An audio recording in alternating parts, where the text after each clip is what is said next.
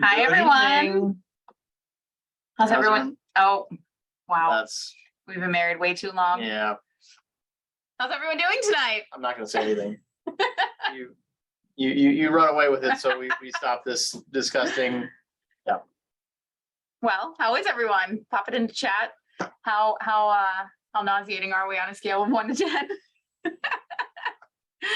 Good to see everyone this lovely summer evening. We are literally looking out.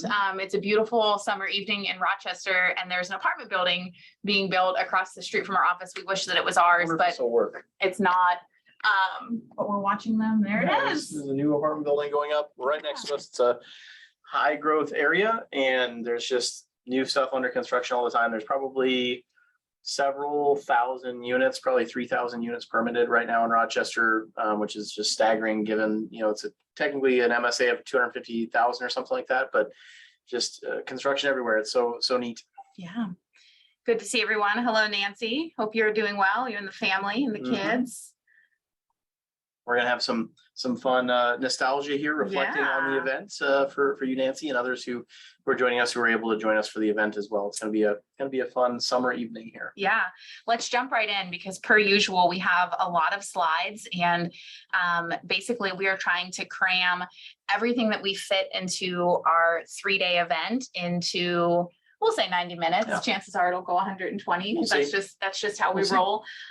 But our feedback from the event was so good. So first of all, we're so appreciative to everyone who took the time to fly out to Rochester, to bring their significant other, maybe their children. We had childcare offered, which we were very proud of to bring that from the conference game. Yeah, to bring that value of ours to real life. That we wanted to share it with those of you that couldn't come because of call schedules or travel or those sorts of things. So we are so excited. Let's jump right in. Per usual, if you have any questions, you can pop those in chat as we go along. Rachel compiles all of those and sends them to us, and we try our best to answer them as we go along, or to answer them at the end if there's no kind of obvious place for us to put them in as we go along. But welcome. Thank you all so much for coming tonight and spending your beautiful August evening with us. Yep. Black Swan Fund 2 is still open. We're getting more and more excited about Fund 2 every single day. Looking pretty good. Yeah. So of the deals that we definitely know are going into Fund 2 is Tanara Villa, Residences of Old City Hall. We've completed the webinars for both of those. Both of them are big value add projects, particularly Tanara Villa. It's a $25 million acquisition, a major interior and exterior renovation. And we could create, 10 or more million dollars in value with that deal alone. We're so excited about that. Douglas Trail Townhomes. If Nick's looking a little tired tonight, it's because he walked a due diligence tour of 100 townhomes. So that's literally physically walking into every single 100 of them and also looking at all of the paperwork. 11-acre campus. And we walked the whole thing many times. I walked a 360 around every single building, noting any exterior defects. It's long. It's very emotionally, physically, intellectually exhausting to walk that many units. But you have to stay sharp, and we're making an assessment. We rate each unit on a scale of 1 to 10 in terms of its condition and renovation and stuff. Site staff was amazing. They had donuts and coffee ready for us in the morning. Sometimes the site staff is not happy to see the new ownership group. So the site staff was fantastic. Hopefully they'll join our organization as part of this transition. That is a very neat deal. We're going to get an opportunity to just create so much value. There's a lot of untapped value in that asset. The webinar for that is August 25th at 8 p.m. Central. Do note that that's a little bit later than our usual time. We're trying to bump it back just a little bit. I know it makes it a little bit harder for our East Coast friends, but potentially a little bit easier for our West Coast friends who are trying out that new time. And then Riverview Suites, we've really shared no details about Riverview Suites yet. The official announcement that just happened. Yeah, Nick was like, well, I guess that's on the slide. And I'm like, Nick, we're leaving it. We're going live in like a minute. Yep. So we have one other deal too. We have another batch of townhomes that goes with Douglas Trail as well. We just haven't had time to need to get it on the slides. Yeah.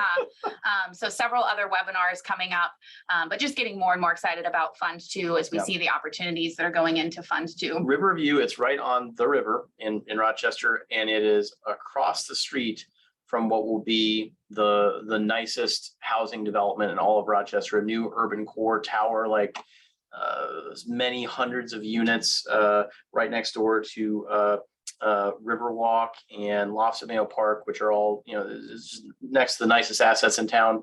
And that is going to be another very, very cool deal. The deals we're getting lined up for Fund 2 are just so exciting. Yeah. Save the date for Black Swan Real Estate Real Life 2023. We are so excited. The number one piece of feedback we got about our event for 2022 is that we didn't announce it soon enough.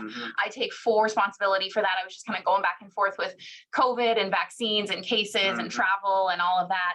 And felt like I wanted to announce it as late as possible at a time that I felt safe from a COVID perspective. So very grateful to those that were able to make their schedules work and potentially trade calls or those sorts of things, but announcing well in advance for next year. So save the date, September 15th through 17th here in Rochester. We'll host it again at the Hilton, which is rated the #1 Hilton in the entire world. We're just so lucky to have that amenity right here in our backyard.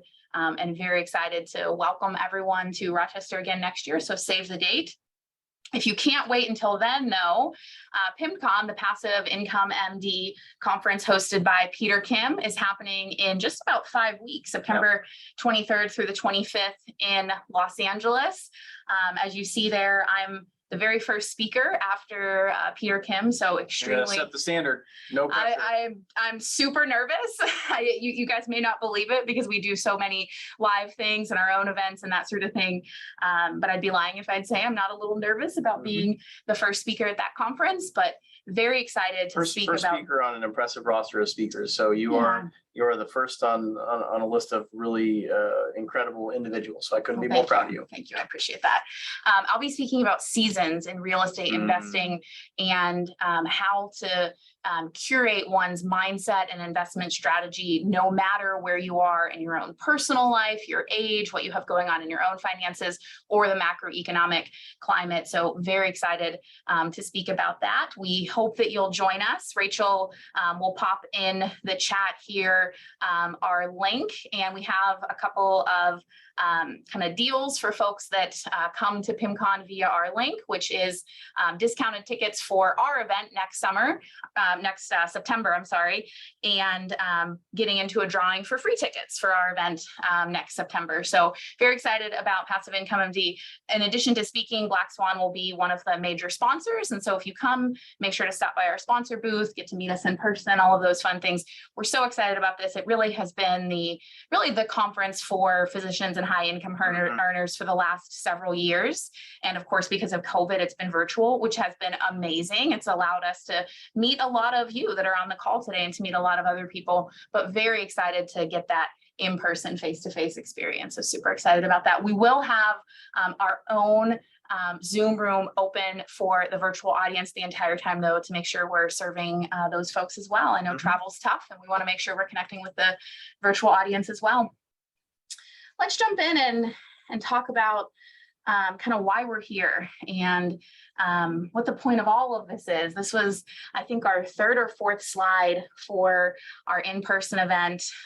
Many of you, maybe know about Nick's mom passing away from social media, and it happened just a few days before the event. And so we felt like we had to just kind of address that head on, both for our own emotional states and for the people there. A lot of people were asking about it and giving their condolences. And we feel like there's a lot of lessons here. Yeah. Elaine just talked about how she's going to speak on seasons at PIMCon. And, I feel like I've experienced many seasons here recently. And it would be easy to say, listen, we have to put everything on hold. Something really important, one of the most important moments of my life is happening right now in real time. You've heard us say before that in all of our years of investing, every single year people have said, I'm going to wait until next year to invest. There's always a reason to say no. There's always a reason for life to stop, to pause, to pull back, to level off, to ease off. And I don't think that's a good way to live life in any aspect of life. And as the seasons of my mother's life were coming to a close, we certainly saw a springtime in our own lives. And, I think that my path is guided. And To be clear, if she was in hospice, when the event started, that's where I would be. She passed, just a few days before our event, and I think I was exactly where she wanted me to be a few days later. And I'm sure she could have been there at the event as well. I mean, she was. There's probably some things you have in your life that are reasons why you shouldn't. Whatever that is, whatever the next step is, it could be a real estate investment thing, but it's probably something bigger, something with your spouse or your child, a geographic location you need to take, whatever the next step is, there's always reasons not to. But those same reasons can just as easily be the reasons to do it. And so when we saw this happening and we, talked to our coaches and I don't know, just thought critically about how do we feel about this? And I couldn't be more proud of the incredible experience my mom had in the last few days of her life. I'm so glad we built this life that we've built that allowed us to take the time to just be with her and not worry about, our day jobs and not worry about the day-to-day life that frequently gets us distracted. We were totally present and totally focused on that thing that mattered most.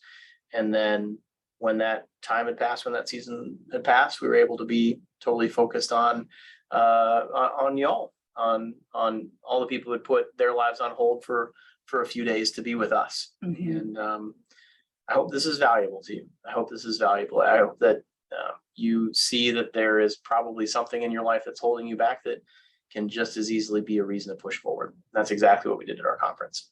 Absolutely. We miss her a lot. Yeah, it's a good one. Let's talk about core values. So these are the 7 core values for both Black Swan Real Estate, which is our investment company, and Black Swan Living, which is our property management company that manages all of our investments. And as we were thinking about what is the most impactful content we can teach at our event, we do a lot of teaching. We go live at this event once a month. We go live in a smaller group for our course students once a month. We're on podcasts, those sorts of things. We really wanted our events to be kind of the next level, like really digging deep into what is the best of the best that we have to offer the folks who have taken their precious time out to come to see us in person.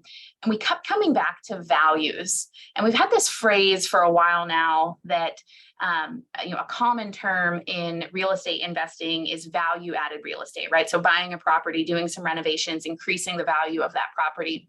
What we don't hear really at all is values added, is what are the core values that drive an investment thesis, that really drive the why of that investing. And then that leads to all sorts of goodness. It leads to deal flow. It leads to energy flow, just like Nick was saying around, one of the most challenging times in our marriage, losing Nick's mom, we were able to say, well, our values are that we grow, and our values are that we show up for people, and our values are that we lean in. And despite this death, or because of this death, we lean into our values, and it gives us energy to just keep going. And there's extreme financial benefits from these values as well.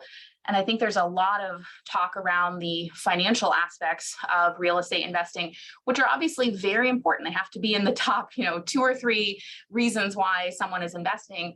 But we strongly believe that when someone invests with a values-based thesis, the financial piece almost kind of takes care of itself. That's right. And is so much bigger and better than what could happen with just a focus on the numbers. So we really built our entire conference around our values. Yeah, and this is very, very applicable. We're doing due diligence today on Douglas Trail Townhome. So we were all there. All of our top leadership were there, and I think that many people in our industry would walk the property and say, okay, what can we do to improve the paint or the flooring in the units? And the question that we kept asking ourselves is this a property that we can bring into alignment with our values? This is a property where there's a huge opportunity to add value. These properties frequently have problems when we buy them. That's why there's an opportunity to create value, to add value. If there wasn't a problem to solve, there wouldn't be any opportunity to create value to make money at it. And so we said, the vast majority of these tenants, we love these tenants. We wish we could serve these tenants. There's this minority of tenants that are causing trouble, that are tenants that need to go, that are not paying rent, that are leading other tenants into bad culture, that are not in alignment with our values. Is this an asset that's going to respond to our values, to the energy that we project?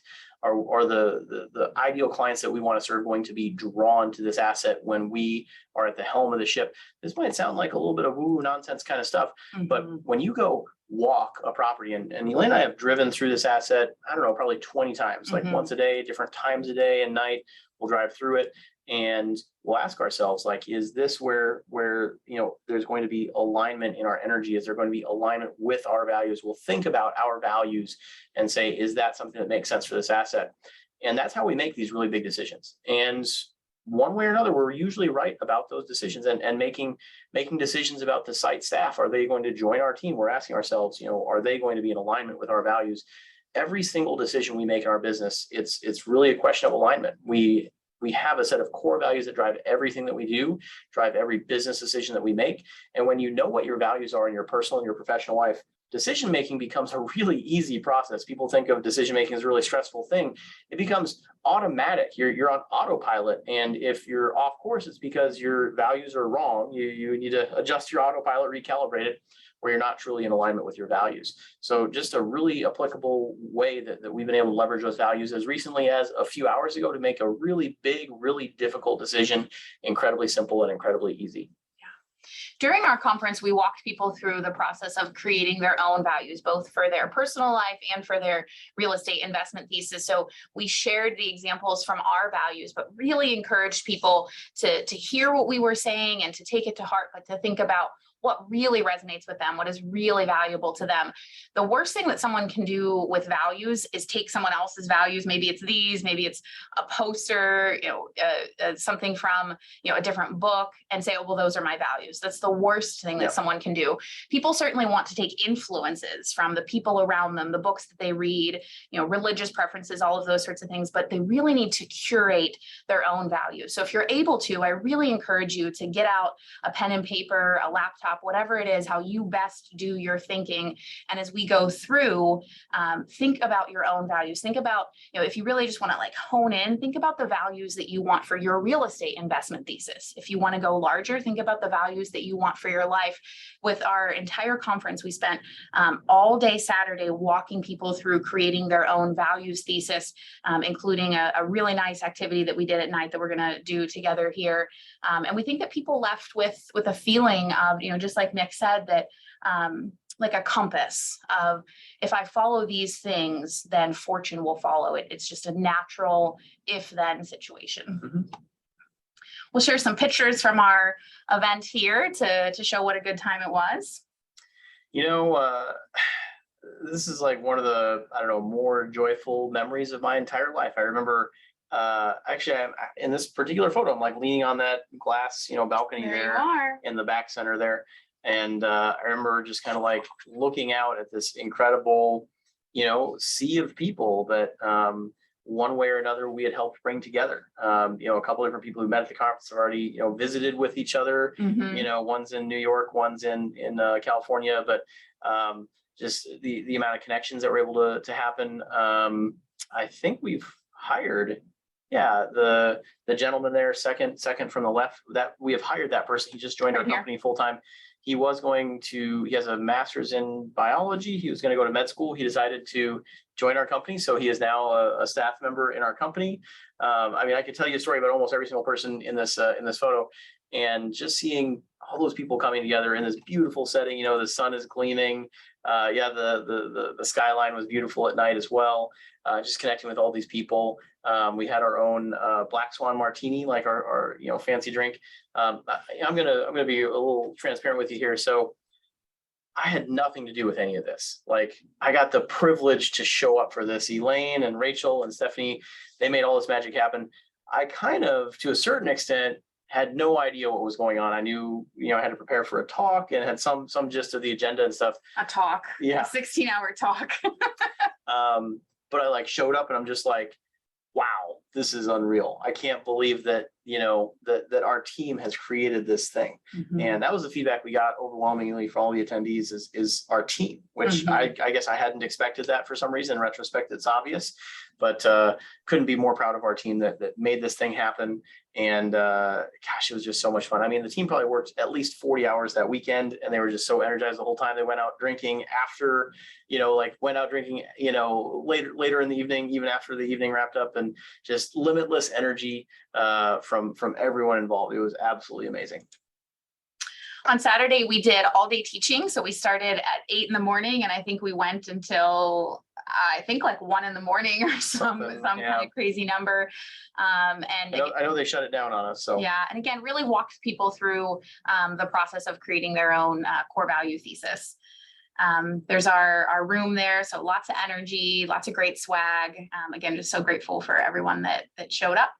And then on Saturday night, we did a really nice dinner. So we are big believers in living what we call the integrated life. That's a big part of the reason we offer childcare at the conference, because we think that people should be able to travel with their families if they so choose. And we wanted to make sure people had a good time. We know that everyone has, a limited amount of time, a limited amount of vacation time and vacation dollars. So we wanted it to be a very impactful real estate event, but also a time to network and to build relationships and friendships. And like Nick said, we've already heard about people getting together and really building these friendships, well after the conference. So we told the Hilton we wanted it to be as nice as the finest weddings they host there, which are very fine weddings. And that's what we were able to pull off. In the world. Yeah. Yeah. So super excited about that. This is our amazing team. Yeah. As Nick said, I would say the number one piece of feedback that Nick and I got over and over throughout the event is, where did you find these people? How did you create this team? I thought they were going to say, hey, Nick, great talk. I didn't get much of that. I got, hey, Nick, this team is incredible. You're okay, but this team is amazing. And that, that is the most humbling, fulfilling feeling there could ever be. Yeah, there's a story I'll tell everyone, because it was like mesmerizing to us, and like we thought we had like a cool thing planned, and our team just took it to the next level. So we did an activity. You can find it in the mindset portion of Single Family at Scale. It walks you through what we call the Grow Authentically exercise, where you really have to dig deep and brainstorm. What would you do with an extra $100, $200, $500? And there's some rules around it, being that you can't invest it and you can't save it. The idea being that if you're working hard creating this real estate investment portfolio to generate this passive income, well, what are you actually going to do with the passive income? And you can't say invest more, because the presumption is that you have enough to invest to actually be generating that level of passive income. And it starts off really small. We typically start off with like $100. And one of the participants said, if I had $200, I would buy a new piece of luggage, because the airlines like totally shattered my luggage. They when I got it off of the carousel, it was like wrapped in saran wrap, and I have like 3 weeks of travel left before I end up getting home. And so I need a new piece of luggage. And I said, we'll take care of that for you. And I looked back at our team and I said, please get her a piece of luggage. This was on Saturday. Please get her a piece of luggage and have it to her by tomorrow morning, thinking she would need some time to pack up and check out of the hotel. And I don't know how they did it. Like to this day, I don't know how they did it, but a piece of luggage was just like wheeled into the room like 20 minutes later. And Nick and I were like, I thought it was like a tall ask to get a piece of luggage by morning. Like, Rochester's small, but it's not that small. Like, how did this happen? And it was just that time and time again. We're just so grateful for our team. They do this sort of stuff for the company, for our residents, for our investors, all day, every day. It's just their nature. They get energized by that. They're excited to serve. I don't think I'll ever forget that moment. It was special. It was wild. And then that investor gave us a very generous amount of money to spend on our team, to take them to lunch, take them to lunch, that sort of thing. Just the abundance never stops. So we've got a couple more lunches to go with those funds. Absolutely. And then on Sunday, we did an exhaustive property tour experience. So we went to 15 job sites, or A lot, we yeah. went to 15 different properties. We were on a charter bus for like 6.5 hours looking at apartment buildings before they were renovated, during renovation, after renovation, single family homes. Went to tour part of the exterior area of Mayo Clinic. Really like nothing we've ever heard of in the industry. There are other people that do kind of similar things to what we do, and they'll look at like 1 or 2 properties that are on the market, which I'm sure you can get a sense that it's very different to go look at a property that's on the market versus a property that you own, that you're operating, that you're doing a staggering renovation in. So it was a ton of fun, a very exhausting day. We made sure everyone was well fed with lunch and water and everything. Here we are at Zick Apartments. And here we are outside of the Mayo Clinic. The bronze statues here in the middle are Will and Charlie Mayo, the physician founders of the Mayo Clinic. Yeah, I remember visiting Furlough, and it was the neatest thing because you walk into the hallway and you turn this way, and there's this pre-renovation unit that, you know, it's a basement unit that hasn't been renovated in 100 years. And then you turn this way, and it's our after renovation, just timed out that we happen to have one that was recently vacated and we hadn't renovated yet, and one that we had just finished renovating, hadn't moved in the tenant, and they just happened to be across the hall from each other. And it was like kind of trippy that okay, here's, you know, there's like water stains in the walls and some like really appliances so old that they look really kind of goofy and out of place. And, you know, the flooring is in disarray, and then you turn over here and everything's, you know, beautiful gleaming quartz countertops and stainless steel appliances and new flooring and new modern bright paint scheme and new lighting with tons of light. And it was just, it was almost like an optical illusion or something, kind of going from the before to the after. It was a ton of fun getting to show investors, and you know, most of these people have invested in funds too, so they get to physically visit, you know, the main street where their dollars have gone. You know, we're proud of the fact that you know, we've kept tens of millions of dollars out of Wall Street and Main Street, and the next step on that progression is to literally take those investors and have them visit the Main Street where their money is at work, improving communities. It was a lot of fun. It was exhausting, but a lot of fun. It was exhausting. We really believe in quality questions. And so on our Saturday day, we spent the whole day guiding people through a workbook of asking them questions as they're creating their own core value thesis. Quality questions create a quality life. So imagine if, let's say you come home from work and it was a tough day at work, and maybe you didn't get very good sleep the night before, and you had kind of a junky lunch, and your kid's in a, you know, kind of a rough mood, and you've gotten to a fight with your spouse. You just like feel that feeling, right? Everyone has had a day like that. Maybe that day was today for some of the people listening. And imagine if you ask yourself the question, why do I feel this way?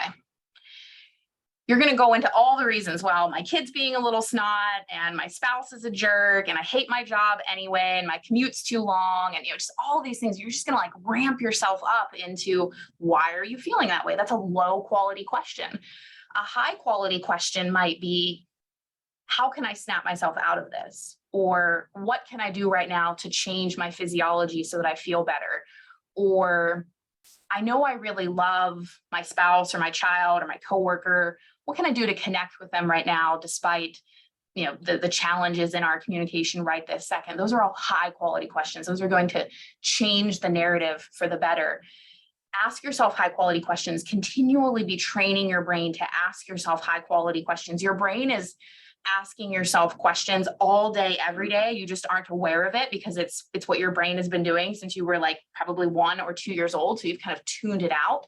But if you tune into it, first, you will see that your brain asks survival-based questions, which is not a way to build a high-quality life. It's a way to build a small, kind of shriveled life. A way to build a high-quality life is to ask high-quality questions, to be continually asking yourself, how can I make this even better? How can I make this even more enjoyable? How can I grow even more from this?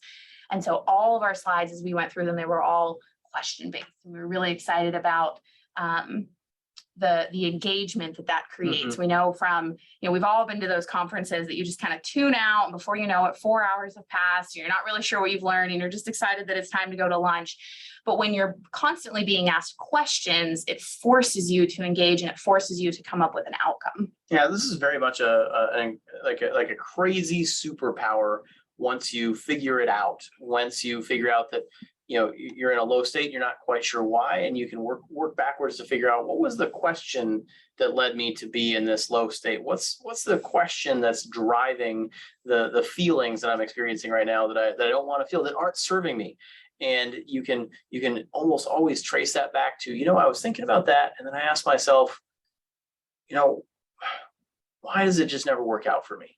Well, you ask yourself that question, and you're going to get a lot of fantastic answers to that question. You can stop yourself short. In order to catch yourself, Elaine and I try to hold each other accountable all the time, and we'll say, I think that's low quality language, or I think that's a low quality question that you're asking yourself right now, or, you know, I don't think you should be asking yourself any questions right now when you're not in a peak state. What can I do to help you elevate your state, get into a peak state, and then you can ask yourself a higher quality question.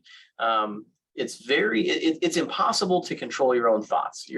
That's like ignoring the elephant in the room. But it's very easy to direct your focus to the elephant, or it's very easy to direct your focus away from the elephant. And questions are the most powerful tool to direct your focus. So now that you're thinking about the elephant in the room, because I've mentioned that, seriously, you can learn to discipline your focus with quality questions. Mark said the mindset work during the conference was so appreciated. Thank you, Mark. That was definitely the feedback we got. Yeah. So as we were creating our conference, I'm sure many of you know from hanging around us by now that we can talk about mindset all day, every day. Yeah. And we really tried to create the conference so that it was about 50% real estate and 50% mindset.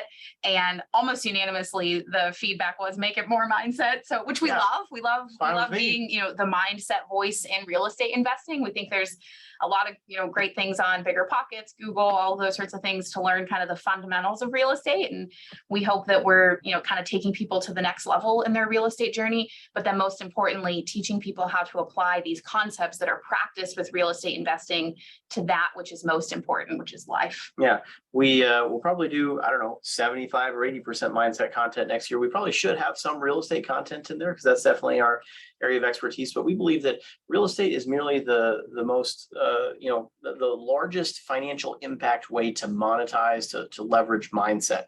And you could just as easily use these same tools to transact or to work with other things. This applies to every aspect of your life, but that's an area where we've had a lot of success just because a house or an apartment building happens to be more valuable than, say, a car. We used to flip cars as one of our kind of side businesses, and then we realized that we can do the exact same thing with real estate and just put a few more zeros on the end of that transaction. One of our core values is radicalized transparency. So we were radically transparent with our audience about what our goal of having an in-person conference is, an in-person event, as we call it. Seek and ye shall find. A lot of success in life is really just this simple. I sat down on a really high-powered, what probably should have been a negotiation call with some investors I had never worked with before. And I just said, listen, I'm a really terrible poker player. I just put all my cards on the table and see what the best hand is that we can make amongst the two of us. And for about 15 minutes, I proceeded to just kind of lay down all my cards, just like, here's everything of value that I have to offer. And here's everything of value that I want. What do you think about this? Do you think we have a hand that we can make between the two of us here? And they were really taken aback by that. And they said they'd never seen anyone, kind of approach it this way before. And it saved so much time, instead of positioning and trying to hide the thing that you want. If you hide from the world the thing that you want, you are far less likely to get it. People, I think, are maybe ashamed of the thing what they want, or they're afraid that if they speak it out into the universe, they don't get it. They'll feel a sense of rejection or loss, that they're not enough or they're not loved. Just put out there what you want, and it will come to you if it was meant to be. That's all Elaine and I do. And so we're very transparent about what it is that we hope to achieve, what our intended outcomes were from the conference. So setting intentions is another superpower. It's similar to asking yourself high quality questions. Yes. So an example might be, maybe you're going out to dinner with a friend, and if you just go into the dinner, you might enjoy it, and that's great. You might kind of not enjoy it and sort of not know why. Like, I know I like this person and I haven't seen them in a while. And the worst feeling. And the food was good. And there really, there wasn't anything like in the back of my mind kind of bugging me. I wasn't on call or anything. Or you can ask yourself to set an intention. What is my intention of my time together with this person? Is it connecting and just enjoying their company? Is it catching up after maybe a few years of not seeing them through COVID? Is it establishing a relationship around a certain thing? Maybe they're a mom friend of yours and you specifically want to talk about your roles as mothers together. Maybe there's someone that is a colleague of yours and you're trying to establish a relationship where you might be able to work on a project together. But you can see how all of those things are quite different versus just sitting down at a restaurant and saying, hi, so nice to see you. Let's get dinner, have a glass of wine. Let's enjoy each other's company, versus having an intention of, my intention for dinner with this person is to establish a deeper collegial relationship so that we might be able to work on a project together.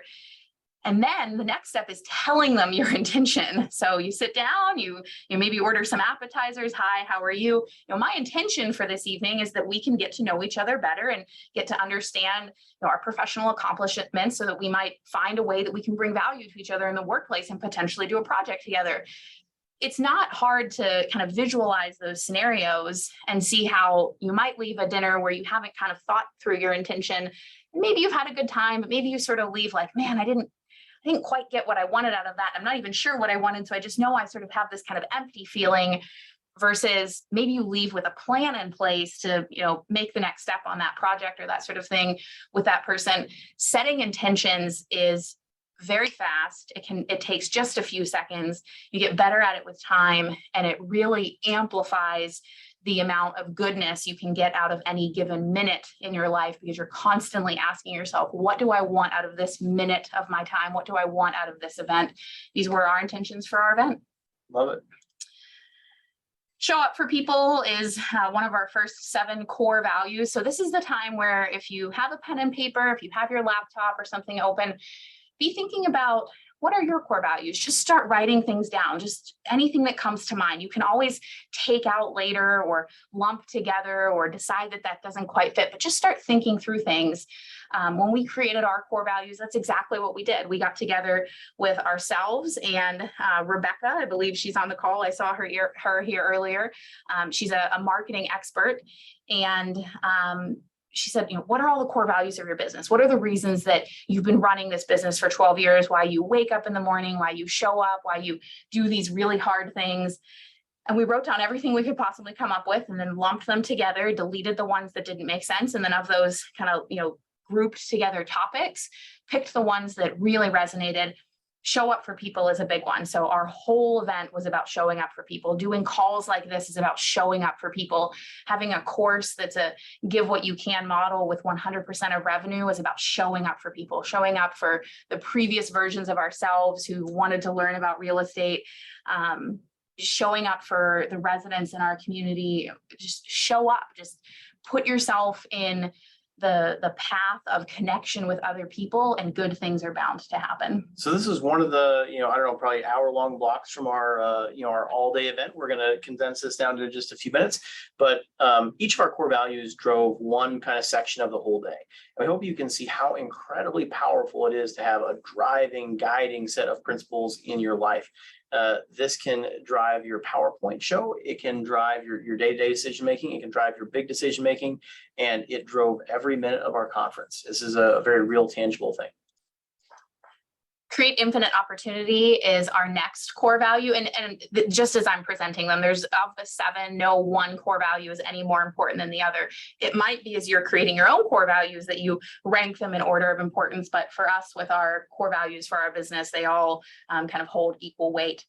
Infinite opportunity is the investment thesis on which we have built all of our wealth and all of the wealth that we're co-creating with our passive investors. So we, the phrase that we say is, how can we take one bucket of money, use it to acquire an asset, keep that asset, get that bucket of money out of the asset, take the bucket and buy the next asset, on and on and on. Yep.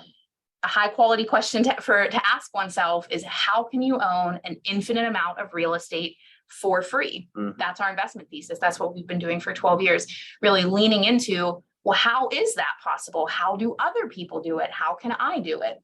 Absolutely. So we love IRR, but not the internal rate of return calculation that can be a little bit difficult for people to understand. But infinite rate of return.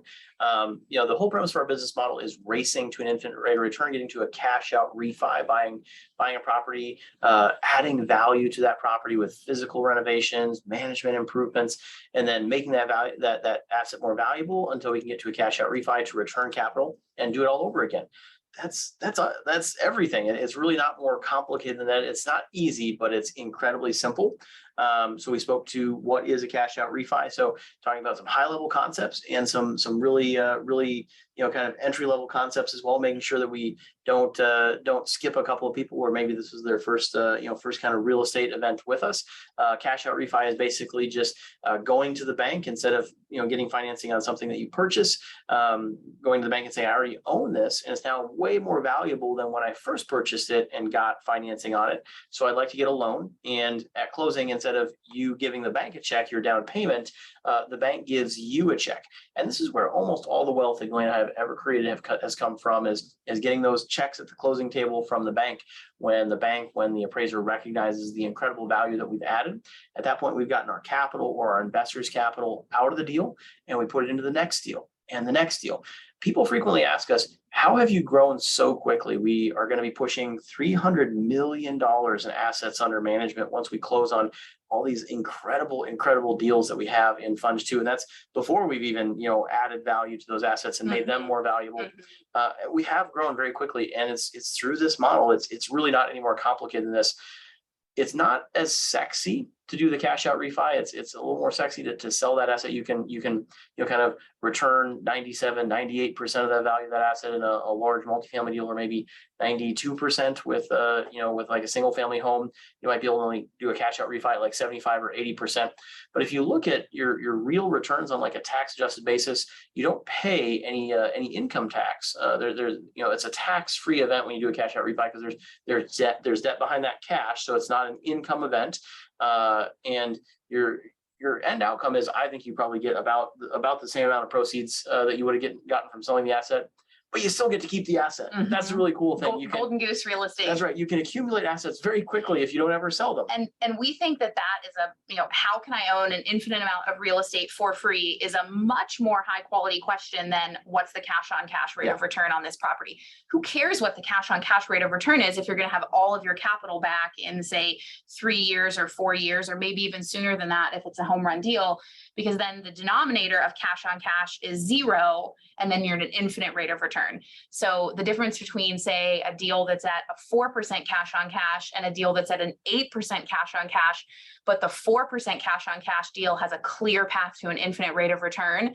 There's no universe where Nick or I would take the 8% cash on cash rate of return over that 4% cash on cash with a clear path to an infinite rate of return. That's a tangible example of how asking high quality questions leads to high quality results. I'm gonna try to make up a metaphor here, because this is something that people I think they really struggle with just a little bit.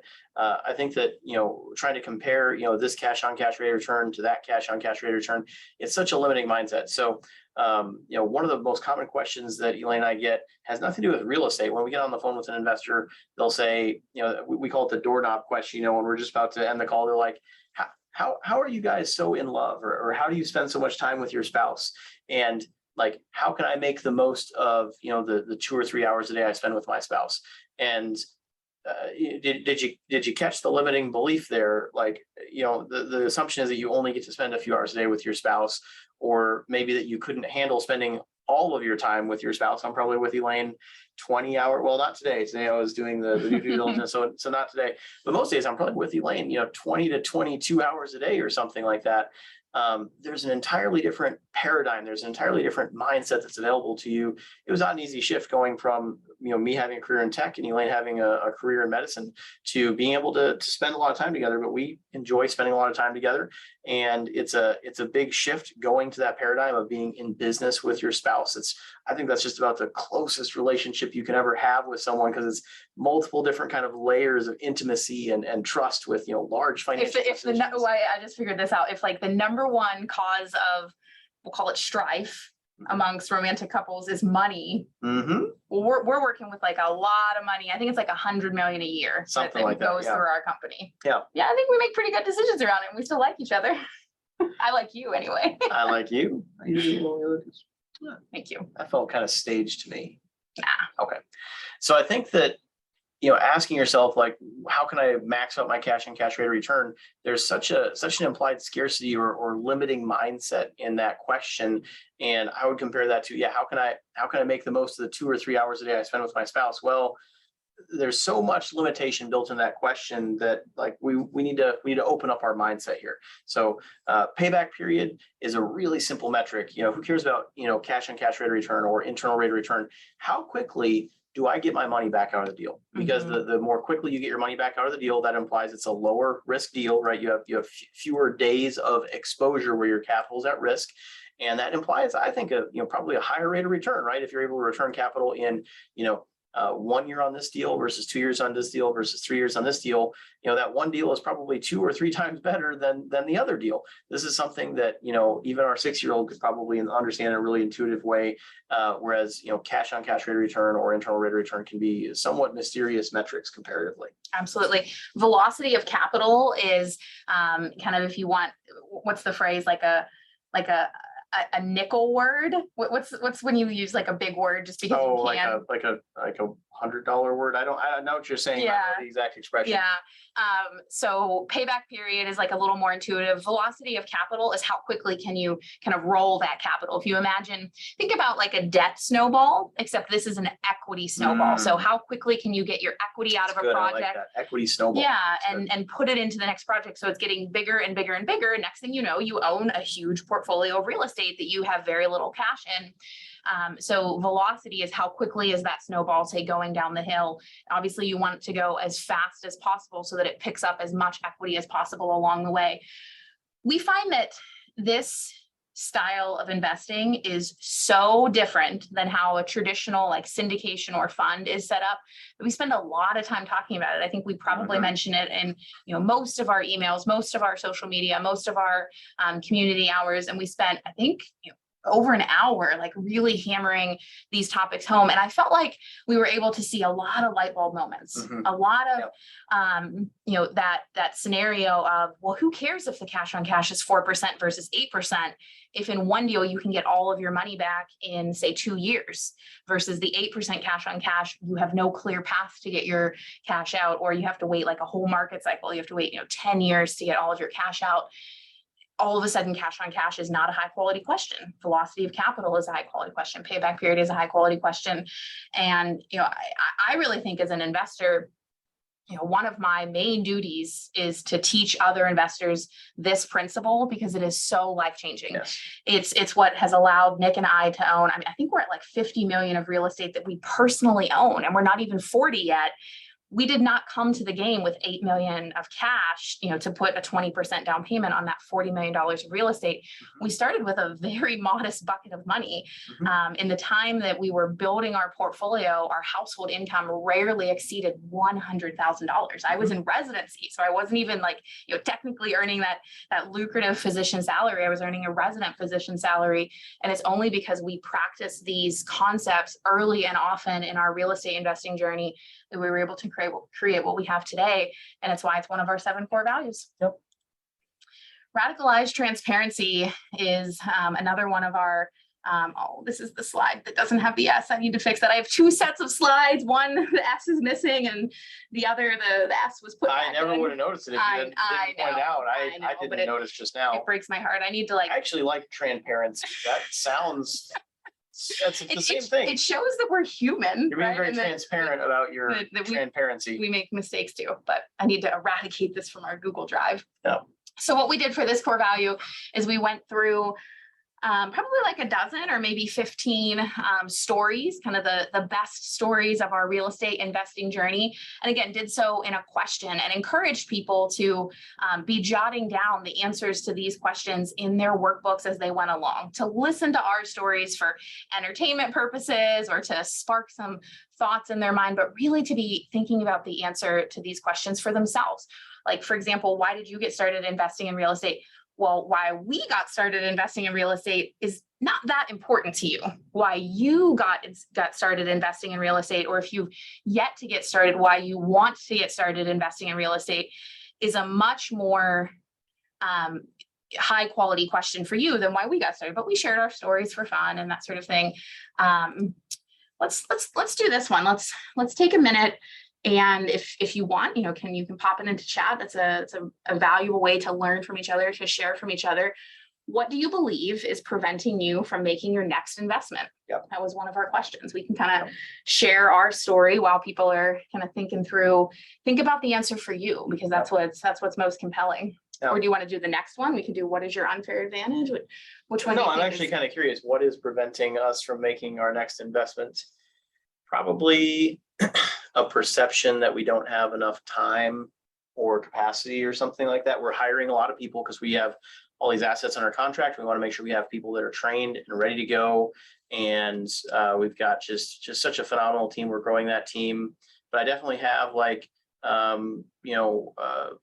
limiting belief that we can't grow more or something like that, or that it's reckless to grow more. And we want to make sure we're not being reckless. So I'm constantly challenging myself there. But yeah, that's probably the first thing that pops into my mind. Some people have thrown out available funds, my age, afraid to lose my retirement money. That speaks to seasons, right? Someone who is at a different season of their life has a different set of needs and set of risks and benefits. Fear of borrowing. What else? These are all good. Yep. Time to look at houses. I want to do active investments, but have limited funds available. I always feel like I don't know where to start or enough funds, but mostly where to put my first step. That's a good one. Don't want to overwhelm myself, get in over my head, fear of losing hard-earned money. So most people, I would say, is that they don't think they have enough money, or they don't think that there's an opportunity, that, interest rates are too high, or the market's in a wrong cycle. It's either opportunity or capital. And I can tell you that if you find a good enough opportunity, you will always find the capital. And if you have the capital, you need to think critically about what that means to you, what that opportunity cost is.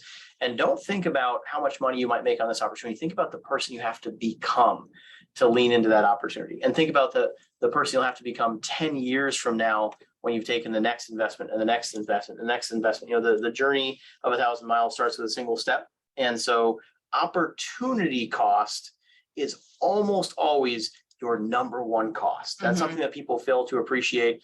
I have a client right now who it's a $1 million listing, and they don't want to come down at all on their list price. And it's been up there for a few months. $1 billion listings in our area, they move slow. That's a very high price point in our area. Maybe not in your neck of the woods, but in here, that's big money for a single family home. That'll get you a very, very nice single family home indeed.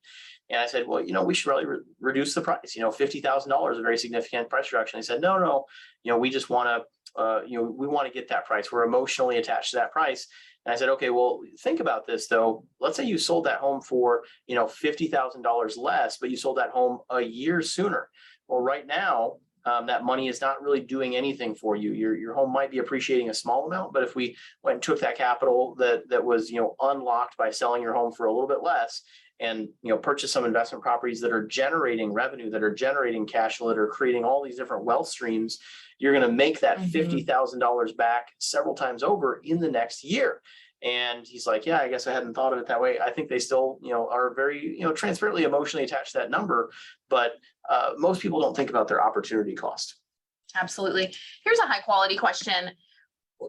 What is your unfair advantage? So the question that we just asked is about, what is preventing someone from taking their next step. The reason we have a picture of this house is this was several years ago, but we got this house and its neighbor under contract. And at the time we had 7 deals in flight, and we quite frankly did not have the money to acquire these homes. So we could have said, well, we have 7 deals in flight. We're all out of money. This amazing, package deal has come our way. We're able to put a deal together, but we can't. We just have to let this one go. We could have said, we're not able to do that. We're prevented from doing that. And instead, we got on the phone with everyone at the time that had said things like, you're such great real estate investors, and I wish I could do what you were doing. And I want to get involved. And we called them and we said, would you like to be our capital partner? Would you like to invest in these projects? And then we're going to renovate them, improve them, do a cash out refi. We'll return your capital to you with an interest rate, and then you'll be out of the deal. It's a little bit different than the deal that we have now. That's kind of more of a debt model instead of an equity model. A question like this is only a high quality question if you're in problem solving mode. Yes. So we had to ask ourselves, well, how do we get these deals? How do we make this happen? Who do we know? What do we know? Can we call a hard money lender? We were getting junk mail from like BHG. Probably a lot of you get their junk mail because you're physicians or healthcare professionals. Like we called them and their money's astronomically expensive. But we had the conversation. We're like, okay, well, we could get the money from BHG, but I bet we could do better than that. Like, let's just keep staying in problem solving mode. So this is a really high quality question. What is your unfair advantage? And I really would love to see everyone that put something here, your age, how much money you have, how much time you have, not knowing what to do, feeling overwhelmed. I want you to put, what is your unfair advantage? I want you to shift your mindset to a more empowered mindset right now.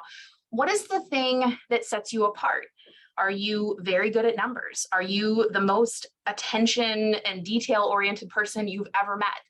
Do you just absolutely love spending all of your time on Zillow? Do you know an amazing real estate agent? Do you have a high-paying job? Do you have, maybe a little bit of money from an inheritance? Do you have more will and grit and determination than anyone you've ever met before, that you said, this changes with me. I was raised in poverty and that's not how I'm raising my children. I'm changing the narrative. What is the thing that's your unfair advantage? What is that for you? You want to read some of them? Yeah. My network, I'm debt free, my ability to dig into details and keep complicated processes on track. Project manager for a living, great networker, access to personal cash loans, my ability to save, I'm extremely organized, determination to reach fire. These are all fantastic unfair advantages that you have. A lot of times you don't even realize what your unfair advantage is. Mm-hmm. That can be one of those powerful things about networking. We'll sometimes speak to, say physicians who are like, oh, I'm only a pediatrician. I'm only a pediatrician. Yeah. I'm only a psychiatrist. I'm only 1 or 2 years out of training. Yeah. Or we'll speak to high net worth individuals who say, I only have, $300,000 to invest. That's not going to get me a portfolio that, moves the needle for me. Well, it's a very privileged place to have, several $100,000 to invest. But people, they tend to focus on the gap, the lack, the thing that they don't have. Oh, I only have several $100,000, or I only am a lowly pediatrician. I'll tell you, banks love anyone with an MD behind their name. You have an insane unfair advantage. You get a ridiculously better term sheet than anyone else who does not have those letters behind their name.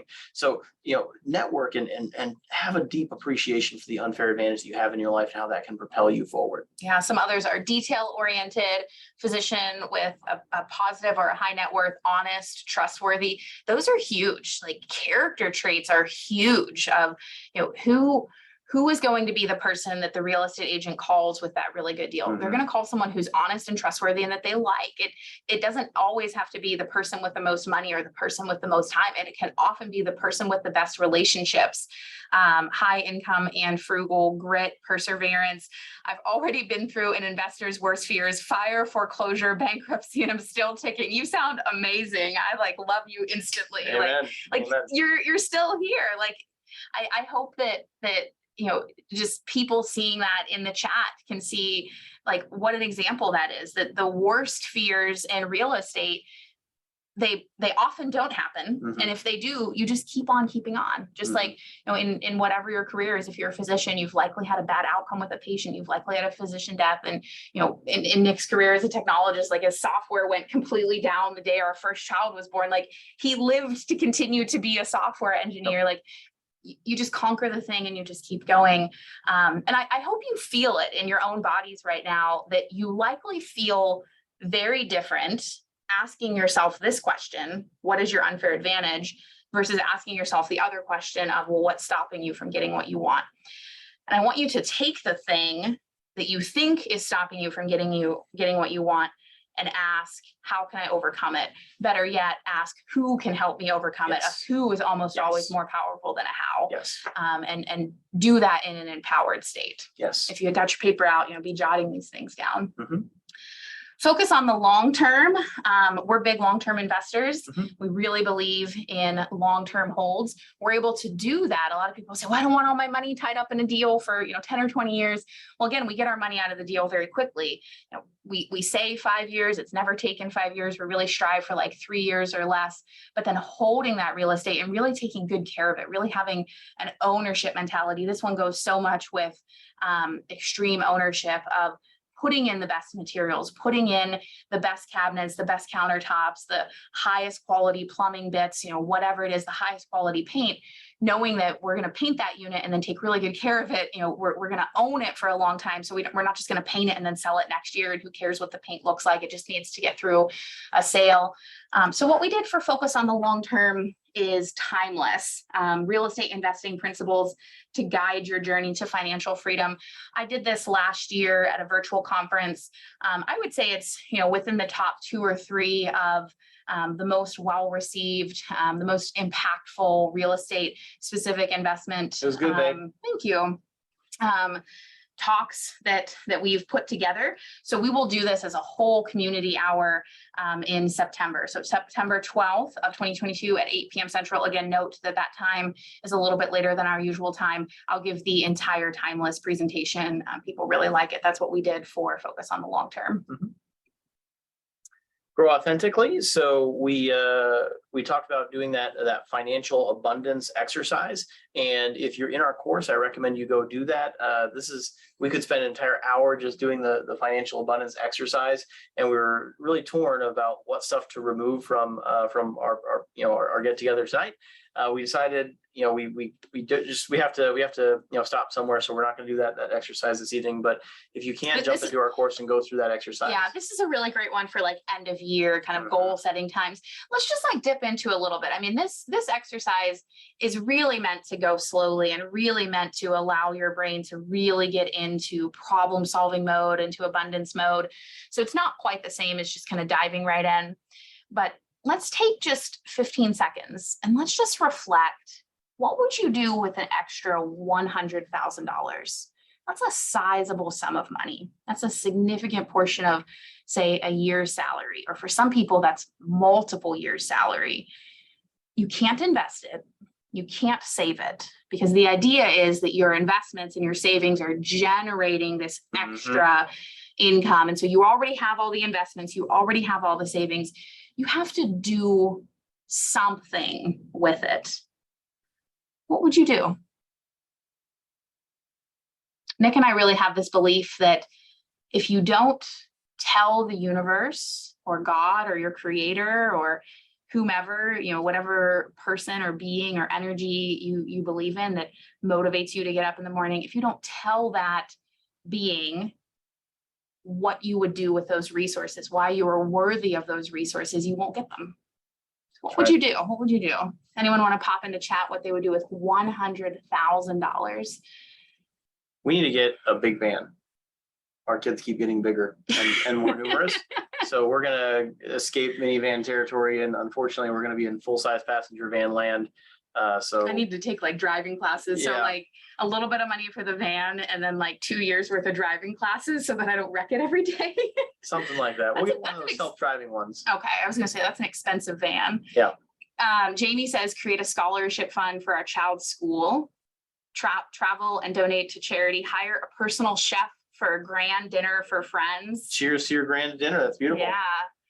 Tamar, one of the things that we always encourage people is like really be specific, like travel where, travel when, what are you doing and why? Like I'm going to the Galapagos Islands with my son because I want to do this amazing, memorable, unforgettable trip before he graduates from high school. And we're going to look at, we're going to try to find these 3 exotic animals. Like that's so much more compelling than say travel. And that's what motivates the mind to keep saying, man, that deal's really tough, or man, I'm on unit 50 of this walkthrough. I just want to go home for the day, versus just, you just keep showing up. Oh, Tamar says I'm invited. I love it. I love it. Let's do it. I hope I'm invited to both the dinner and the travel.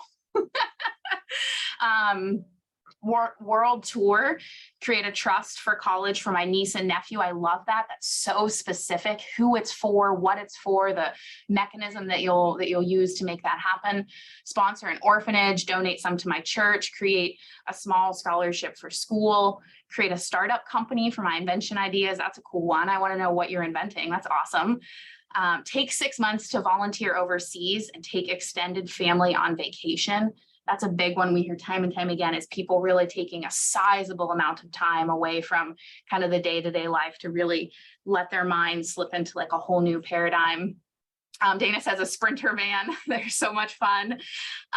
Throw a weekend retreat to face fear. That sounds fun. You could you could help a lot of people with $100,000, right?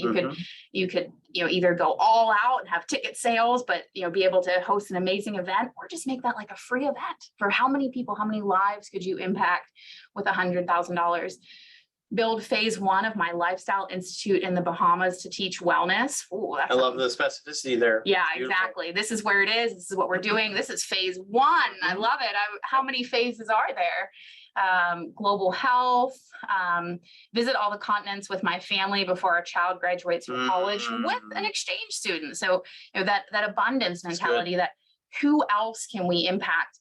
We learned long ago, we learned it from, I think, Dave Ramsey. I want to give credit where credit is due.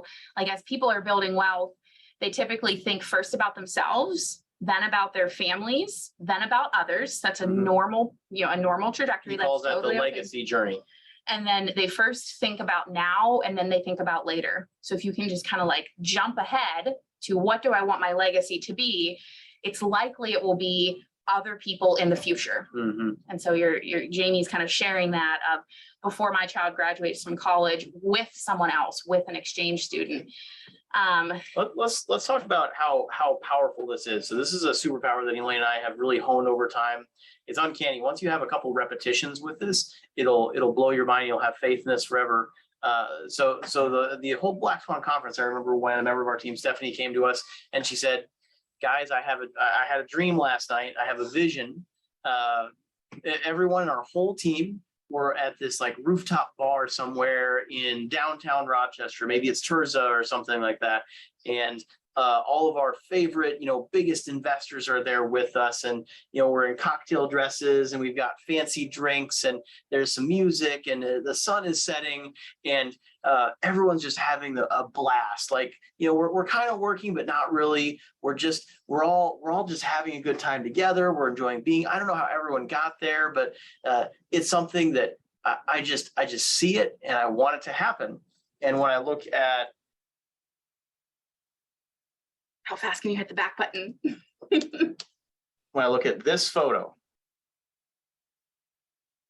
to a T, it's the exact vision she ranted about to us. Like, it just came to exist effortlessly. Like, it's this powerful. She made it real by speaking it into existence, just by saying, I am excited about this thing. And that's all you need to do. And you just have to be unafraid, unashamed to share your vision with the world. And I promise you, it will come to exist far more easily than you could ever expect. And in surprising ways, it will manifest itself. So like, I love the vision of build phase 1 of my lifestyle institute in the Bahamas, teach wellness. Like, there's a lot of specificity there. You could have even more. You could build a model of it, of what the architecture could look like. You could go pick out sites. You could go look on Google Maps. You could travel there and talk to an agent and look at some things and just be transparent. Hey, I'm just looking. I don't have any money. I don't know exactly how it's going to come to be, but I've got a vision. And I promise you, one day when you're wandering around the Bahamas, you're going to run into someone and they're going to say, what the heck are you doing here? Oh, I'm figuring out where my institute's going to go. Well, how are you going to do that? I don't know, but I want to know exactly where it's going to go. Oh, here's this model that I put together. Here's exactly what it looks like. Well, that looks pretty cool. How can I get involved? People are drawn to vision in a magnetic kind of way. I have no idea how it is that we came to be on this rooftop with everyone dressed to the nines with a cocktail in their hand as the sun sets on this rooftop bar. I have no idea how it came to happen, but it did because Stephanie spoke it into existence. That's all you need to do. Hone that muscle. Now we got to skip forward. Yeah. And grow authentically is good. you can take it as far as you want. I think we've gone up to like $100 million. We're getting into circles where that's a reasonable amount of money for people to think that they might have in their lifetime. And it really shows someone's values when they're really thinking, well, what would I really do with $100 million? For Bill and Melinda Gates, it's malaria and communicable illnesses. For Warren Buffett, I think it's, changing how capitalism is practiced. Like, those are different values, right? So you can have like an understanding of what someone's values are when you think about, well, how are they spending their money? How are they spending their time? So that's the whole purpose of Grow Authentically. Well, maybe we'll do it as a community hour. I think it really fits, toward the end of the year when people are in kind of that goal setting, planning mode. Yeah. Extreme ownership, take extreme ownership. This was one that got a lot of really good feedback. It was kind of our most technical presentation of our conference. So we talked about the 6 ways to own real estate. There was a whole set of slides on this. We're going to blast through this in like less than 5 minutes. So the 6 ways to own real estate are single asset ownership. That's you own, say, a single family home or an apartment building, and you might be you and a person that you're married to, or a very small, like a very close relative. Tenants in common is you own a piece of real estate, maybe with like a sibling or a close friend or that sort of thing, and you own it such that you each essentially kind of each own half. So you could sell your portion and the other person could sell their portion, and they're not kind of linked together. A joint venture is a small group of people come together to create a business, and that business can be owning and operating real estate.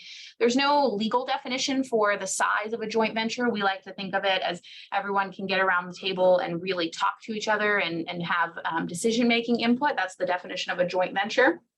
A single asset syndication is a group of people come together and they all throw money into the bucket, and then a general partner, an operator, goes out and takes that bucket and buys 123 Main Street. So there's one asset that's owned by that bucket, that's owned by a group of people.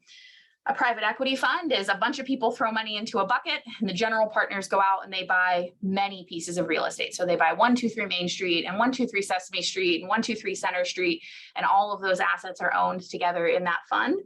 And then a real estate investment trust is almost kind of the biggest way to own real estate. It's kind of bordering almost on like a stock product at that point. So many people come together to buy many pieces of real estate.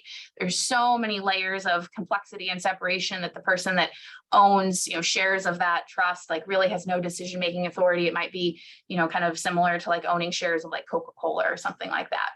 And as you go down this list, kind of have this list in your head, as you go down the list, these things increase: the size, the ownership group size, the complexity, the sophistication that's needed, the overheads. So that's bad. That's one of the bad things about increasing complexity and size. The inefficiencies, the debt quality. So that's good. Typically, bigger pieces of real estate get better debt, bigger groups of investors get better debt. And then the economies of scale. And then we had a whole presentation, like really describing all of the pros and cons of these various types of real estate ownership. People really enjoyed this time. It was a time for us that like afterwards, we're like, was that boring for you? Because you all looked so intense. And like, no, we loved it. And we were taking like a ton of notes, and it was so useful, but everyone was just quietly intense. Yes, quietly intense. So think about, for values, like, what are your values in real estate investing? Is it long-term ownership? Is it short-term ownership? And I'm not speaking about like long-term or short-term rentals. Are you a flipper and you want to get in and flip and get out, make your money and move on? Are you someone who wants to have an asset and know about it for the next 20 years and say, I've owned that asset for 20 years. And I remember when the rent was $400 a month. And I remember when the color palette was kind of a weird olive green. And now all the sinks are gleaming white. What are your values there? Embody servant leadership. So this was our kind of big presentation of the night. So Nick's going to do most of the talking during this time. I'll kind of cue him up here. So, we talked in the beginning about when you are a person that radiates values, opportunity just comes to you. Yes. If someone knows that you are a person that loves to do deep value add renovations and loves to take the projects that are 20%, economic or physical vacancy and work on them and bring life and value back to that project. People are going to find you and they're going to say, hey, I know about this project. If you are honest and trustworthy and people love working with you, they know that every time they leave a deal with you, they feel better about themselves, opportunity will find its way to you. And so Nick was asked to speak about values, specifically about values. The invitation was, we want you to come and speak, and we specifically want you to speak about values at a group of probably the top 20 real estate investors that are putting together large syndications, large funds. Many of them are household names that you all would likely know, and to speak to that group and to lead that group. And this was the talk that he gave on values. And so we did this Saturday night. And again, this is really the part, if you don't have your pen and paper out or your laptop, you're not really taking notes. I think you're doing yourself a disservice. I think you are robbing yourself of the value that you can get out of this time. And we all know that time is the most limited thing that we have. And really lean into this exercise. If you've only kind of listened and brainstormed through all of it, maybe you're kind of listening to a podcast style, if you're getting dinner or finishing up something at work, now's the time to really be an active participant. And you can leave this next maybe 30 minutes. It's a big challenge because I know you usually do 75 minutes for this, so you're going to need to talk really fast, like chipmunk. You could leave, a few slides, you could leave with something really life-changing. And that's certainly what we want for all of you, is that your time be really honored. Yeah. Well, let's dive in. So we spent a lot of time talking to you about why we're here. We want to make sure you have a deliverable outcome from our time together today. We want you to have a list, a pen and paper list that you can hang up on your refrigerator, some notes on your phone you can set as your background on your phone. This does not need to be perfect. It just needs to be done. We would love for you to have a list of values for yourself or for your family. I think a lot of people, they have a mission, vision, values kind of stuff, maybe for their company, even if they're an entrepreneur and they're leading their company, they maybe gone through those exercises for the company, but they don't have it for their family. And that's such a loss, right? I frequently ask people, when's the last time you asked your spouse, how satisfied are you? You might be asking your customers all the time in your business, are you satisfied with your customer service experience? I try to, very frequently ask Elaine, have I satisfied you? Are you satisfied? On a scale of 1 to 10, how satisfied are you? If it's not a 10, what can I do to earn a 10? These are questions that we ask ourselves routinely in business, but we don't ask them in our personal life. And that's really when it matters most. So we hope that, you'll go through a few bullet points with us here, and you're going to, in that time, declare your reason to survive. And at the end, we'll give you a few pointers on maybe how you can have some better sex as well.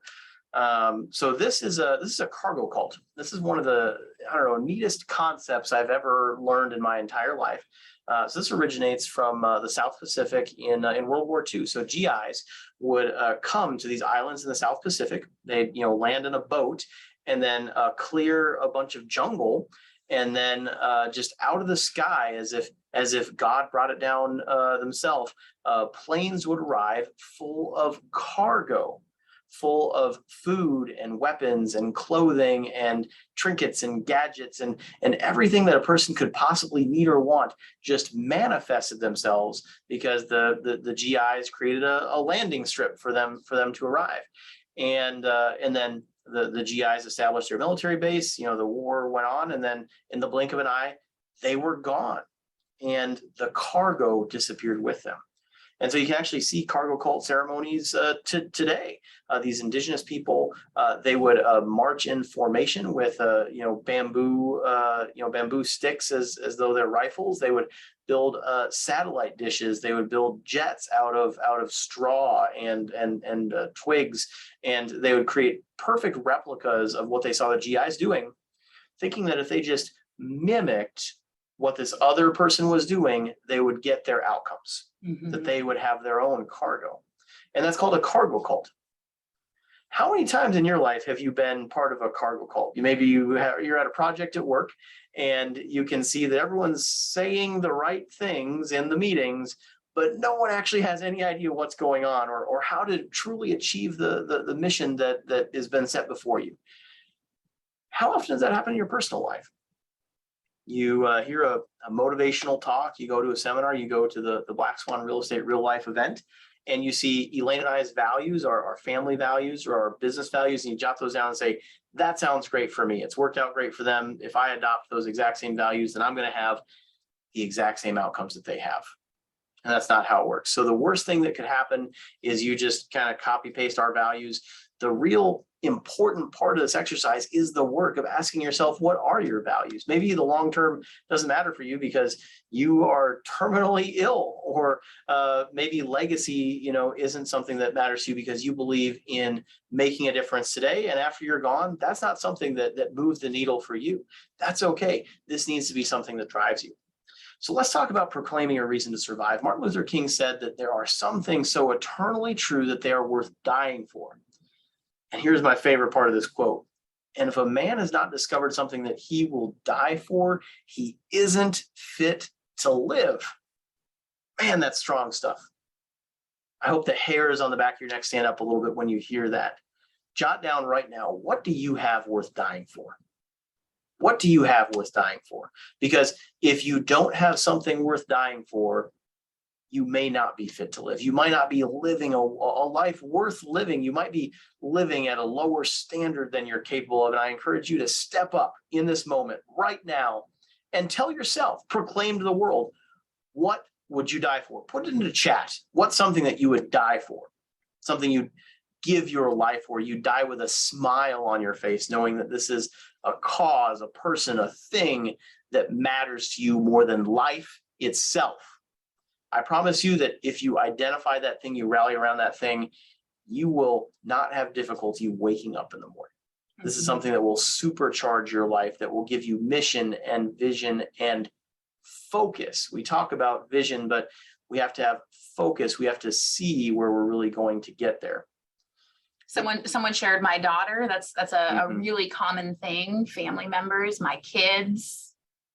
So I find, masculine energy has a very easy time finding something worth dying for. I think that's probably what men were put on this earth to do, was to die for family, for country. This is something that's almost a little too relevant to us in this moment with the war going on in Ukraine.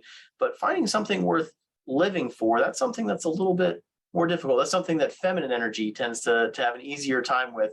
And masculine energy left without a reason to live can become a very potently destructive thing in short order. So the quote from Winston Churchill here is, no one ever finds a life worth living. One has to make it worth living. That's what we want you to do right now. What's something that you want to live for? Being probably a little too vulnerable with you. This is an area of life that I probably struggled with, and that's health. That's my vitality. It's gotten a lot better in the last couple of years, but it's still not great. It's probably the thing that Elaine and I struggle with the most. We just did like a 5-day seminar on health 2 weeks ago, and that's something that we're going to another seminar here next week, or I'm sorry, tomorrow. We're flying out at 5 a.m. tomorrow. And it's a business conference where we're focusing a lot on our health. The first thing when we do when we get there is we're going to go to Costco and get a bunch of fresh fruit and vegetables and stuff like that.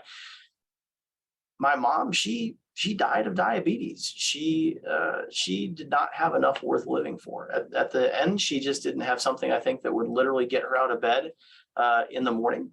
She loved me. She loved her grandkids, but she just did not have enough charged purpose to get her out of bed in the morning. And the moment you lose sight of that, you start dying. That's the reality of the situation. What do you have in life worth living for? Write it down right now. What's something that gives you purpose, that gives you energy, that gives you excitement, that makes you want to live? I find that people are often, what people will say of what's worth dying for. My children, my spouse, my mother, my father, that's a person I would, take a bullet for, jump in front of a moving car, whatever that thing is. And I find that activities are what people think of when they think what is worth living for. I've spent all this time becoming a physician. I want to serve patients, or I've finally reached this, place in my career where I'm on these really important committees and I'm able to make big decisions and really impact my community. I have a position of leadership in my religious organization, and I'm able to impact the next generation, or really move the needle at this religious organization. I find that that's what the types of things that people will say when they're thinking about what's worth living for. It's kind of a different energy than something that's worth dying for. People have put my daughter, my kids, my husband, my kids, my parents, my sister.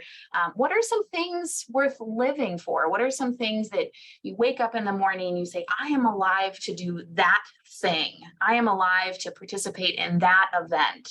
What are those things? I find that that's a way to really hone in on one's values. Where we spend our time is often indicative of what our values are. And when we feel a sense of angst around how we're spending our time, that's often an indicator that we're not living in alignment with our values. We're not waking up and saying, I'm alive to do this thing, and instead I'm doing this other thing. And maybe the mind isn't conscious enough to really be able to pinpoint that that's exactly what happens. And instead it presents itself with frustration during the commute, or kind of counting down the number of patients one has to get through to get to the end of the day, or, looking at the clock all day as they're getting through work. And when someone's able to wake up and say, I was born to do this thing, and I'm able to do this thing, that's when they look down and they're like, oh my gosh, it's 6 o'clock at night. I better get home, or what are some things worth living for? Pop it into chat if you so desire. And we've talked about things that are worth living for, things that are worth dying for. So let's ask ourselves, frankly, what do we want the world to look like when we're no longer in it? I remember the first time we sat down with Brian Evans, our estate planning attorney, is this moment kind of seared in my memory. He's done this process with people countless times, and he's very good at it. And we sat down, exchanged pleasantries very briefly. And he said, okay, I just want to let you know that, attorney-client privilege, it applies. So you can tell me anything and it will never leave this room. And I'm like, okay, sounds good. I don't have anything that I need to share, Elaine, to you. And no, okay, we're good. Yeah, let's go on. He's like, okay, but I really want you to know, you can tell me anything. I've heard it all. And I'm going to be here to support you no matter what. I'm like, Elaine, you know what he's talking about here? Is there something you need to tell me, or what's going on? Well, Brian, what are you going on about here? He said, well, you're very young and I see you have a newborn child. Usually the only reason why someone your age meets with me is because they've gotten some news. I'm like they won the lottery or something? What's going on here, man? He's like, are you dying? Oh. So the majority of his estates, for people our age, are prepared on their deathbed, like in the hospital. And he just assumes that was why we had reached out to him then. And it was quite the opposite. We were in good health and wanted to stay in good health. And we wanted there to be a legacy. We wanted there to be something left when we were gone, and someday in the far-flung future. And Brian really guided us through this process of envisioning in the most concrete possible way, what do we want the world to look like when we're no longer in it? What values, what principles want to persist? Like who gets what money at what times, in what ways, for what reasons? Money is just a way of expressing, intent or power, and it's a powerful way to encapsulate that discussion. Tell yourself right now, write it down. What do you want the world to look like when you're no longer in it? Elaine and I, we want to make a difference. We just got done reading the book Titan, the biography of John D. Rockefeller. What a powerful life! The wealthiest person in modern history, maybe in the history of the world ever, and created institutions that have, basically created modern medicine as we know it today. Spent 4/5 of his entire fortune on medicine and health. Seeing that as the area where humanity had the most ability to progress.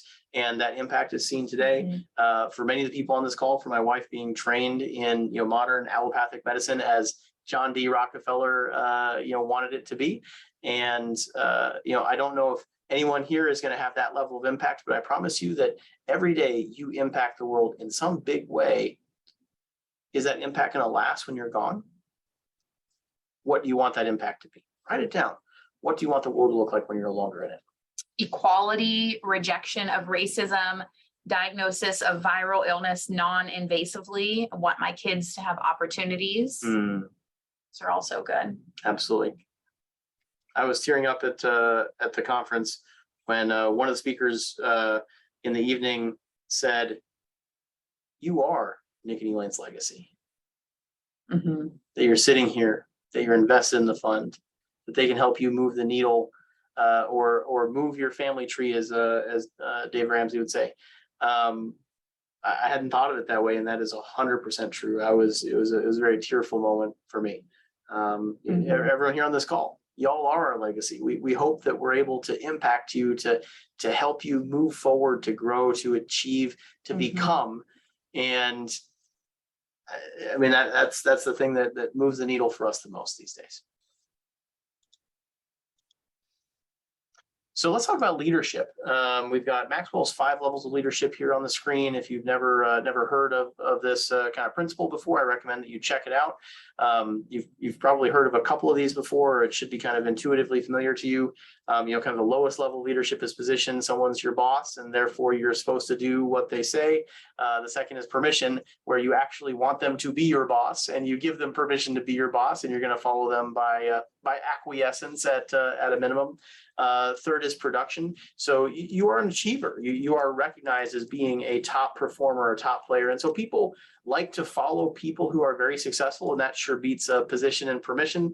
But fourth is people development. That's many, kind of shades better. And some of the most influential people in your life, they probably are people development people. Name right now in chat, name the teacher that had the biggest impact on your life as a child. For me, it was Eunice Swenson. She was my DECA advisor. So she taught me everything I know about business and management and marketing. I promise you that you probably remember the name of someone in your life who helped you as a level 4 leader, as a people development leader. Yvonne Urali, music. That's a beautiful profession, and I'm sure those teachers need more positive feedback than they get. I'm probably the first person to cite a business teacher. She was just a spiritually impactful person in my life, the epitome of a level 4 leader. But there's another level. That's the pinnacle. That's when people follow you because of who you are and what you represent. You embody an idea or a value or a principle. Right in chat here, what sort of values does Elon Musk stand for? What words are conjured into your mind when you hear his name spoken out loud?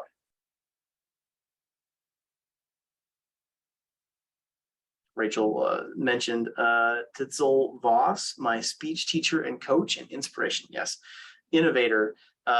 When I think of Elon Musk, I think of someone who's going to get us off this planet, that we are a single planet species, and he's going to help us become a multi-planetary species. If he can't save Earth, he's going to at least get us somewhere else first.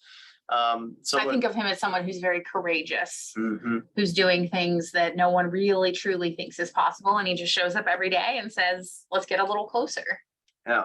I was watching this video where this guy was doing it was like a 5-hour interview with Elon Musk, kind of wandering around the SpaceX campus, and this random worker on the platform just walks up and just like hugs him, and he just says, "We're gonna do it. We're gonna get off this planet. We're gonna prove that it's possible, and then everyone else is going to do it." I mean, he didn't have to say any of those things. He just said, "We're gonna do it." Like, he had faith. He knew that he was clutching to his physical being the embodiment of this idea of courageousness, of innovation, of dreaming, of the impossible becoming possible.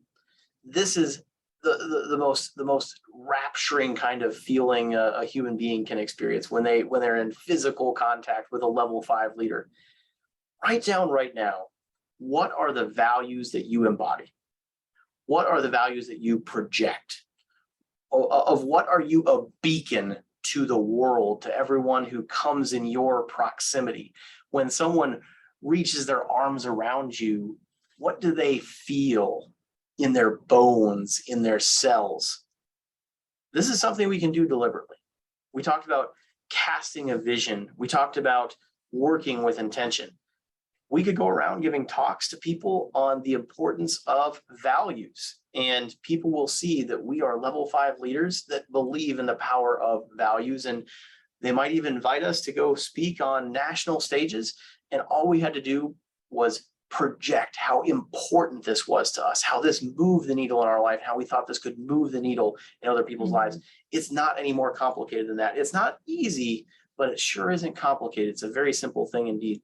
Write it down. What are some values that you embody, that you are a level 5 leader for, that other people see, that other people feel, that other people experience when they're around you?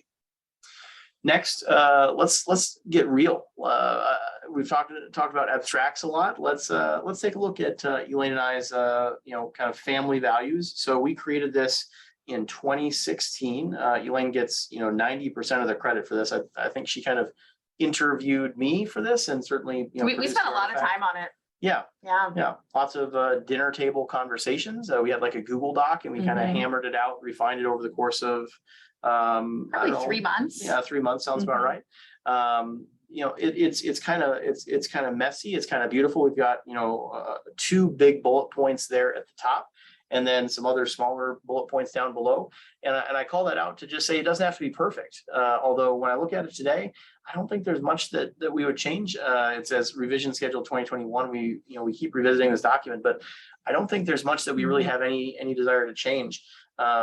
We talked about how dynasty and love were the 2 words that we just kept coming back to over and over and over again. Those really kind of overshadowed everything else. We still talked about growth and self-reliance and family and contribution. Here's the funny thing, at the bottom of the list is health, right? And I just told you that health is the thing that we struggle with the most. It's not a coincidence that health was the last thing on the list in our value statement, and health is the thing that we struggle with the most today. The same way Stephanie manifested that get together on the rooftop terrace and it just became reality. If health was at the top of the list for us here, we wouldn't struggle with our health today. It's that simple.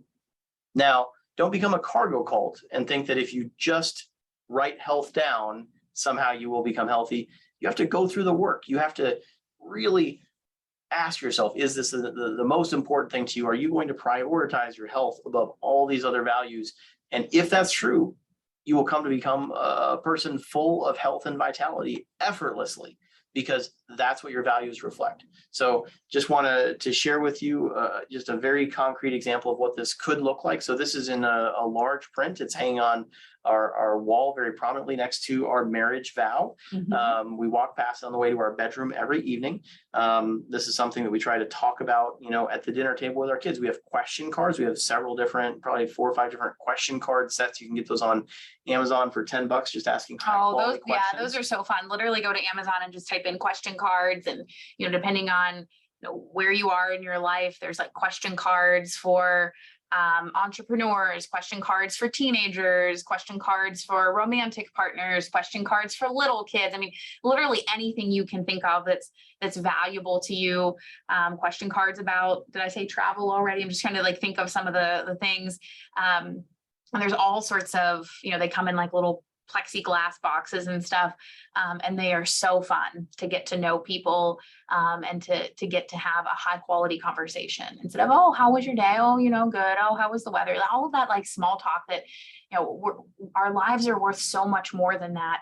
And getting into even one high quality question can really be a big difference. And I find that, our kids aren't that old, so we're not quite at the stage where they're like, Mom, Dad, I don't want to talk to you yet.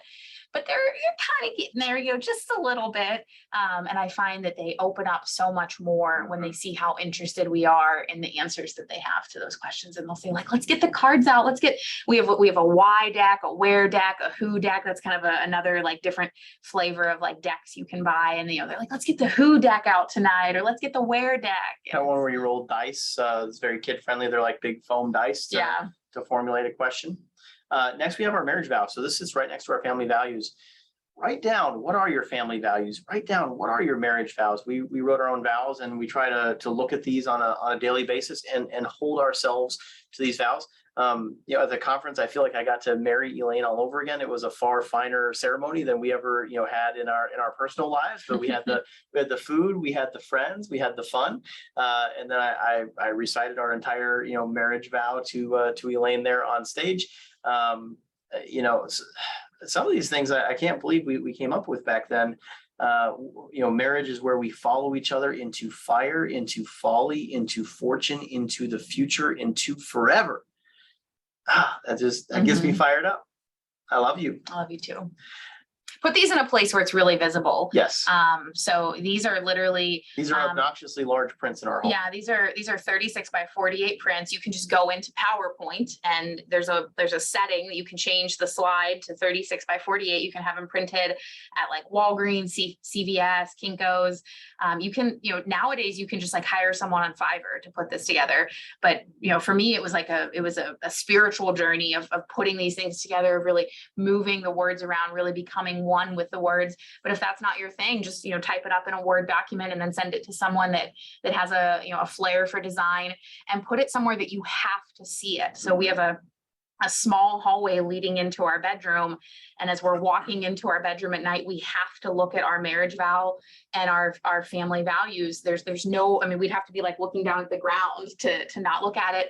And as we come out, there's a little stand there, and my father's ashes and Nick's mother's ashes are there. So as we're coming out of our bedroom in the morning, we have to look at the people that are responsible for us, the people that are no longer here. And, how can we make them proud? How can we make them proud today? They're living in our home with us. Very intentional about the things that we see and think every day. And so we literally put our values right in front of our eyeballs, because we all know that it's oftentimes hard to live in accordance with one's values. The world moves really quickly. There's a million different things pulling people in every different direction. There's a million different vices out there. There's a million reasons to not do something. But by seeing the values every day, there's just that little nudge of, well, didn't you say that was important to yourself? And it just kind of keeps you sort of tethered to your values in a way that just doesn't quite happen if they're not, right in front of your consciousness every day. Yep. So make values your competitive edge. We've talked about how incredibly transparent we are in doing business, how we allow values to drive our day-to-day decision-making, or our big decision-making. It's literally how we drove our entire day at the conference. It's what drives our PowerPoint deck. So this is a slide from our Fund 1 PowerPoint deck. And we talk about all the things that can go wrong. We practice, radical transparency, all the reasons you probably shouldn't invest your money with us or anywhere. You should just put it under a mattress. Oh, that's probably not very good advice while there's, 10, 15% inflation. But here's all the ways that you could lose money with us anyway. We are radically transparent. One of our mentors said that integrity will be a short-term disadvantage for you, but in the long term, it will be your greatest strategic differentiator, which that's kind of a painful statement. And yet we have found it to be completely true. And I can't tell you how many opportunities have come to us, how many investors have come to us simply because people know that they can trust us. They know that we are people of principle, people of integrity. Make values your competitive edge. If making all of these stressful decisions in your life easy and simple wasn't compelling enough, if having a reason to live, a reason to die, if knowing what the world's going to look like after you're gone aren't compelling reasons for you to be furiously jotting down values that are important to you right now, let's talk about just being happy with your time on this earth. So Aristotle, a similar persona there, defined happiness as an activity of the soul in accordance with virtue. What that means is your values are a powerful diagnostic tool. If at any moment you're not feeling happy, a Stoic philosopher like Socrates or Aristotle would say that that's because you are out of alignment with your values. So run through your list. Like if my marriage isn't doing good, all I got to do is look at our vows and see, okay, I can see here's the problem right here. Here's my diagnostic troubleshooting tree. You can watch a YouTube video on how to troubleshoot the air conditioner on your home. Like it is that simple to troubleshoot depression in your life. I'm sure there's some people on here who are struggling with it. And We take a lot of medication. I probably eat food to cover up depression in my life, but you need to lean into that pain and you need to run through that troubleshooting tree. You need to be honest with yourself. What is the thing that you're doing that's out of alignment with values that you hold dear, that's making you depressed, that's making you unhappy? Write these things down right now, and then you can refer back to them in the moment when you need it the most, in the moment when you're not sure, I just feel like I'm in kind of a funk right now. Well, let me look at the list. Where am I out of alignment? It's that simple. Depression, sadness is your brain's way of giving you pain. The same way if you stub your toe, your body's telling you stop doing that. When you are sad, when you get depressed, that is your brain's way of saying stop doing that. And we try to cover those things up in modern society today, and we really need to lean into them.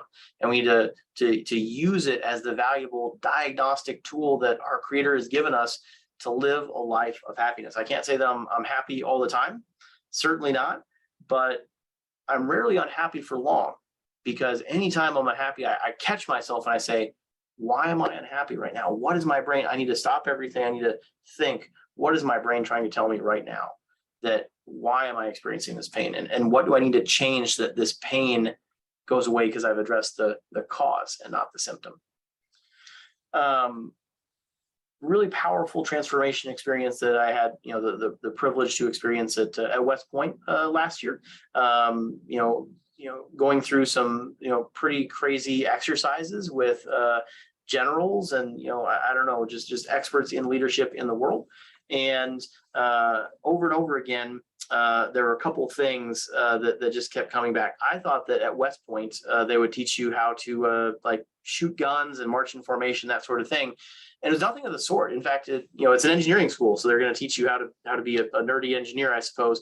But really what they do is they teach integrity and values. They said that's really the only thing we can teach. Whatever, combat tactics we might teach might be, obsolete by the time you graduate. Whatever, technology, engineering we might train you in, that's going to go obsolete even faster. All we can do is teach integrity and values. Everything that they did from the moment they rose until the moment they slept revolved around those two things. They were vicious in persecuting even the slightest hint of a lack of integrity. You get demerits for saying you cleaned your room and it wasn't actually completely spotless. You have to go, march in full uniform in the hot sun as penance for telling even a white lie. It's very interesting, but basically they said that war is boxing. You get two people into a ring and they just punch each other in the face until one of them gives up. And so all they can do is teach you to have values that you're willing to die for. And if they do that successfully, they're training the leaders of the world. The platoon, the company, the division that you one day lead in the military will be set on fire by that determination. And they will never give up. And that's ultimately what wins the war. It's an incredibly transformational experience. Again, I hope this stuff gets you fired up.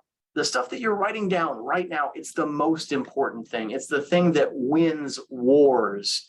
And it's the thing that gets you out of bed in the morning. What are the things that you want to live for? What are the things that you want to die for? What are the things that are going to keep you in that boxing ring and refuse to give up? And it's so cute when our kids will say, in the way that the kids do, they're like, I want to do that thing where we get into a ring and we punch each other in the face until we see which one of us gives up. And, we'll kind of shadow box with them. I mean, they're a newborn 2, 4, and 6. So it's really like our 4 and our 6-year-old that are sort of doing this. And, they're little kids and we're faux boxing with them and teaching them don't give up, keep going. You've got the energy, just because I'm a grown up doesn't mean I can, go faster than you or keep at this longer than you. It's unlikely that our children will ever be at war. Right. But to teach them that it's the person that just keeps showing up. It's the person that lives in alignment with their values, the person that stays in the arena. Brene Brown talks a lot about being in the arena, staying in the arena, getting dirty in the arena, kind of all of these things are, very similar concepts, just, with a different kind of personal flair to them. It's so precious to see our kids learning that at such a young age and what the impact will be for them. This might seem very, kind of hypothetical to you, but struggle is the feeling of being alive. We should not shrink away from struggle. We should be training ourselves constantly to engage and to persist in greater and greater struggle. And that is ultimately that will determine the measure of your life when your time on this earth is gone, is how much struggle were you willing to endure. Struggle is not a negative thing. It's a thing you need to lean into. And it's the most important muscle you can ever build. And values are what drive that muscle. And most of the deals that we've done in real estate, we're almost rarely the first person that gets the contract. We're almost always the second person that gets the contract, because we go after deals that have a lot of problems, that need huge renovations, that have physical vacancy, economic vacancy, mismanagement problems. And, we often are not the top dollar. So that's why a different group or person will be awarded the deal, and we'll say, well, that's okay. It's likely during due diligence that they'll fold, that they'll say, we don't have the stamina to get through this, or this is more than we're willing to do. Call us when that happens. We'll sign the PA that same day. You have our word. And just knowing that we just have to outwork the competition, and we just have to keep showing up and know that we're going to be punched in the face every day. And that's totally okay. We just keep doing it, and you get better and better at it. It sounds like a burden, but it's actually not. It's actually very freeing. I'm sure these young men and women at West Point have a sense of freedom, that, they're disciplined, that they just have to keep showing up, and they just keep showing up, and that's how they win the war. And that's certainly, a big lesson we've incorporated into our own lives since you've been to West Point. You just keep showing up. And it's really that simple. You just keep showing up. Show up for people was the top value that we talked about at the beginning of the night. It lends a feeling of relief, of a sense of purpose. You don't have to necessarily have the best strategy every single day. You just have to show up and stay in the arena. Absolutely. And finally, let's deliver on our promise to hopefully, help your sex life a little bit here. So I hope it makes sense to you that when you're intimate with your partner, this is just a natural extension of you when you are at your most naked, literally and figuratively, when you're at your most vulnerable, when you're at your most true. And your partner is going to be attracted to someone that they love, that person's values, their virtues, the things that they stand for. Elaine and I hold ourselves to a very high standard. We have this photo of these lions above our bed. And, literally we say, we make love like lions, like this is the standard that we hold ourselves to. We hold ourselves to high standards in every aspect of our lives. And, this feels a little taboo to you, but this is the area of your life that probably gives you the most juice, the most passion, the most excitement. This is the thing that might be the most salient in our time together this evening. So we're gonna try to speak to you in whatever way is going to reach you. If finding something worth living, this will likely be the only time we hit this topic in community hour this year. We'll see, but yeah.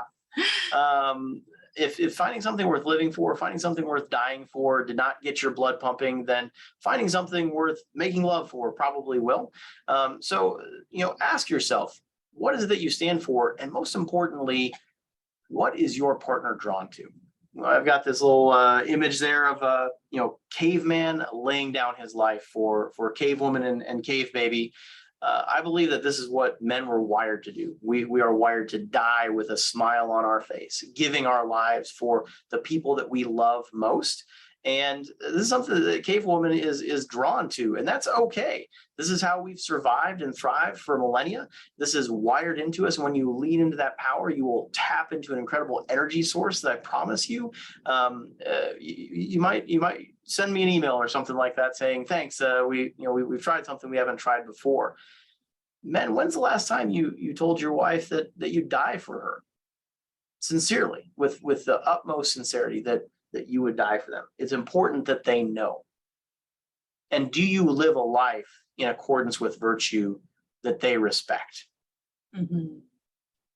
It can be ambiguous to ask yourself, what do I have worth living for? What do I have worth dying for?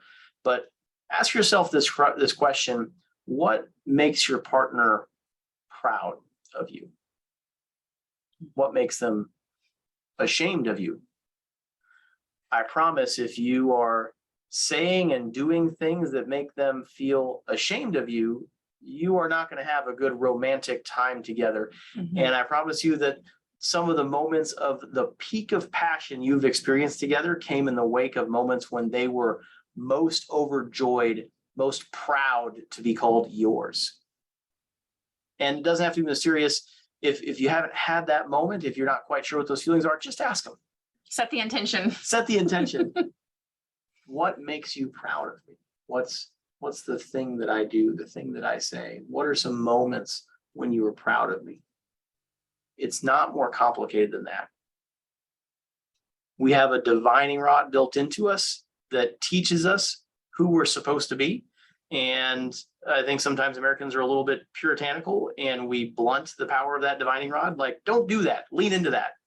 Be the person that your partner wants to have sex with. And I promise you, you're going to live a fun, exciting, energetic life full of passion and a life full of virtue, a life of meaning, a life of worth.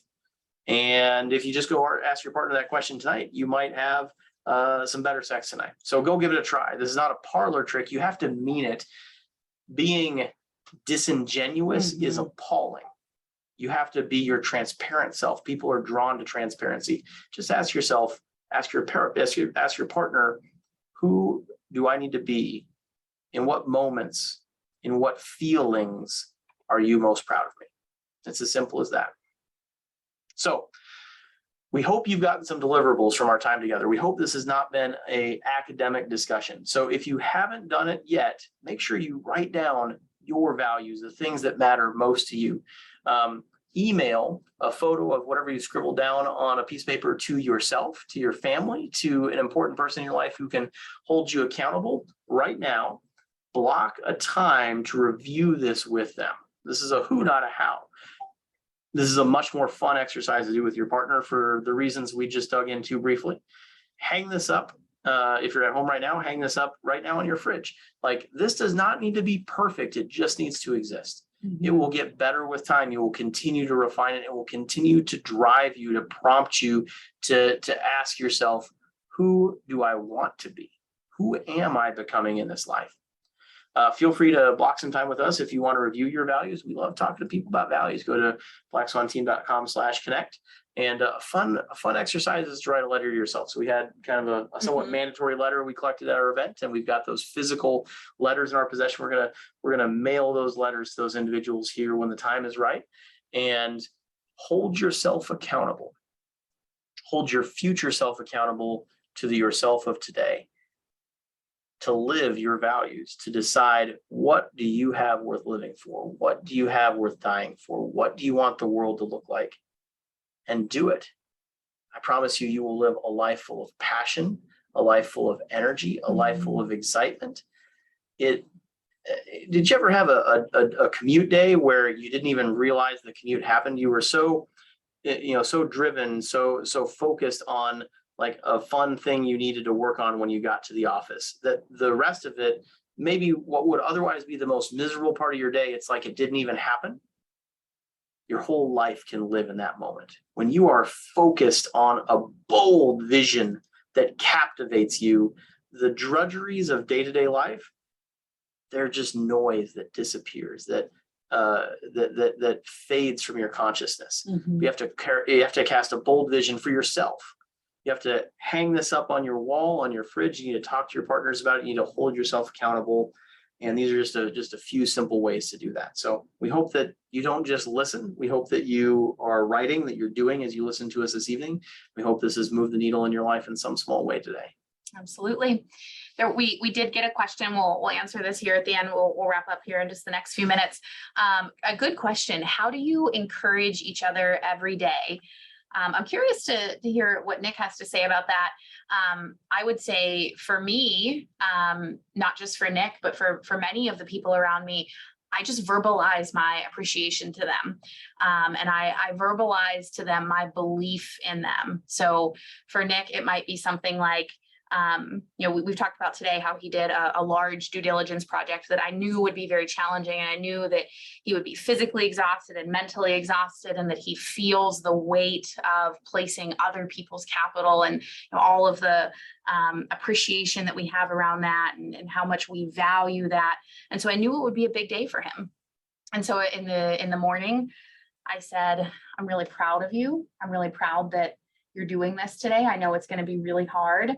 I believe in you. I know that you are capable of making very good decisions, and you just have to listen to yourself and just listen to your heart and surround yourself with our team. You have created such an amazing team. Rely on those people. If there's anything I can do for you today, send me a message. I'm going to be in the office wrapping things up before our conference, but I'm here for you. Whether it's go get me a glass of water or, hey, there's this thing, I really need you to come see it and physically lay eyes on it. I'm here for you, but I know that you've got it.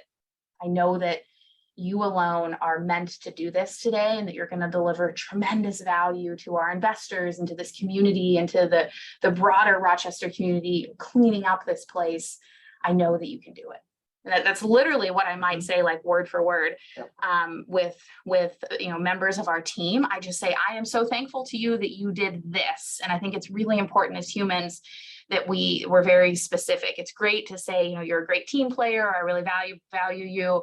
It's really great to say, you made this card and I really love the way you designed it. As an example, it's obviously a Hallmark card, but you get what I'm saying, just to give specific feedback. And I find with children, it's really important to encourage them by teaching them to see it in themselves. I want my children to know that I'm proud of them. That's very important. I want my children to know that they are proud of themselves, because that is the most important thing. I may not always be around. I may die. I'm not going to be there when they're 30 years old, making a tough decision at work in the middle of the night, all sorts of things, or when they're 15 years old, making a tough decision in the middle of the night about drugs or sex or, who knows what, driving drunk, whatever. So I might say to them when they, show me their art project at the end of the day, wow, this is so beautiful. I know that you are the type of person who is capable of making amazing things.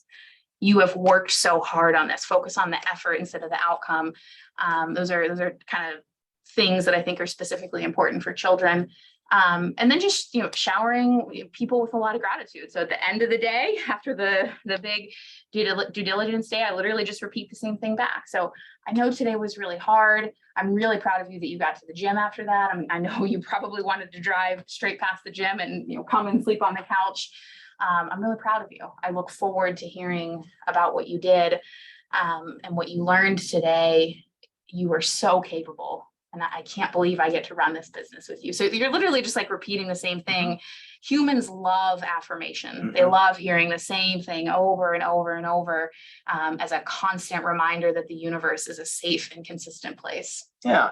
And you asked this question about encouragement in the context of vows. So, I'll speak to that context specifically. In my experience, every man needs a woman that just supports him, that believes in him. I find male ego is a very fragile thing and needs kind of constant encouragement or reinforcement or validation. And I think, masculine energy can be very proud and not reticence to ask for that praise, to ask for that support or adoration, whatever it is. So I think that's something that the masculine energy needs a lot of. And then, maybe this is, less acceptable in today's culture or something, but I think that most women just want a man who's willing to die for her.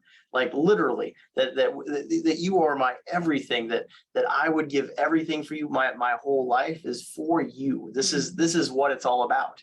And you just have to say these things. You just have to never stop saying them, never stop broadcasting it with intensity, with ferocity, and it will set them on fire in a really powerful way. Again, this stuff is not complicated, but it's also not easy. Sometimes I'm sure Elaine tells me many times per day, every day without exception, how proud she is of me, because she knows how much that does for me. You can see I'm standing up straighter and stuff as she says those things to me, and it empowers me to go out and do incredible things there's no way I could do on my own without her support. And when Elaine hears something go bump in the night in our house and she says, Nick, go check on that thing. The worst thing I could possibly do is say, it's fine, don't worry about it. Nope. She wants me to charge out there and investigate that thing that went bump and return only when the cave is safe. Like these are simple little activities that can build polarity or can sap polarity in your relationship. You just have to do them. You just have to do it. I want to give a business example there because I want to make sure that What people don't hear there is that men do business and women do house, which is Absolutely. totally okay if that's what the partners want. But for some people, you know, that may be not what they want in their lives. So how that might present itself is, I might say, in our desktop underwriting, we identified these 3 risks. What did you see when you were there today? How can you allay any fears or concerns I have about this deal? It's your role to make sure that we don't get into a dangerous situation.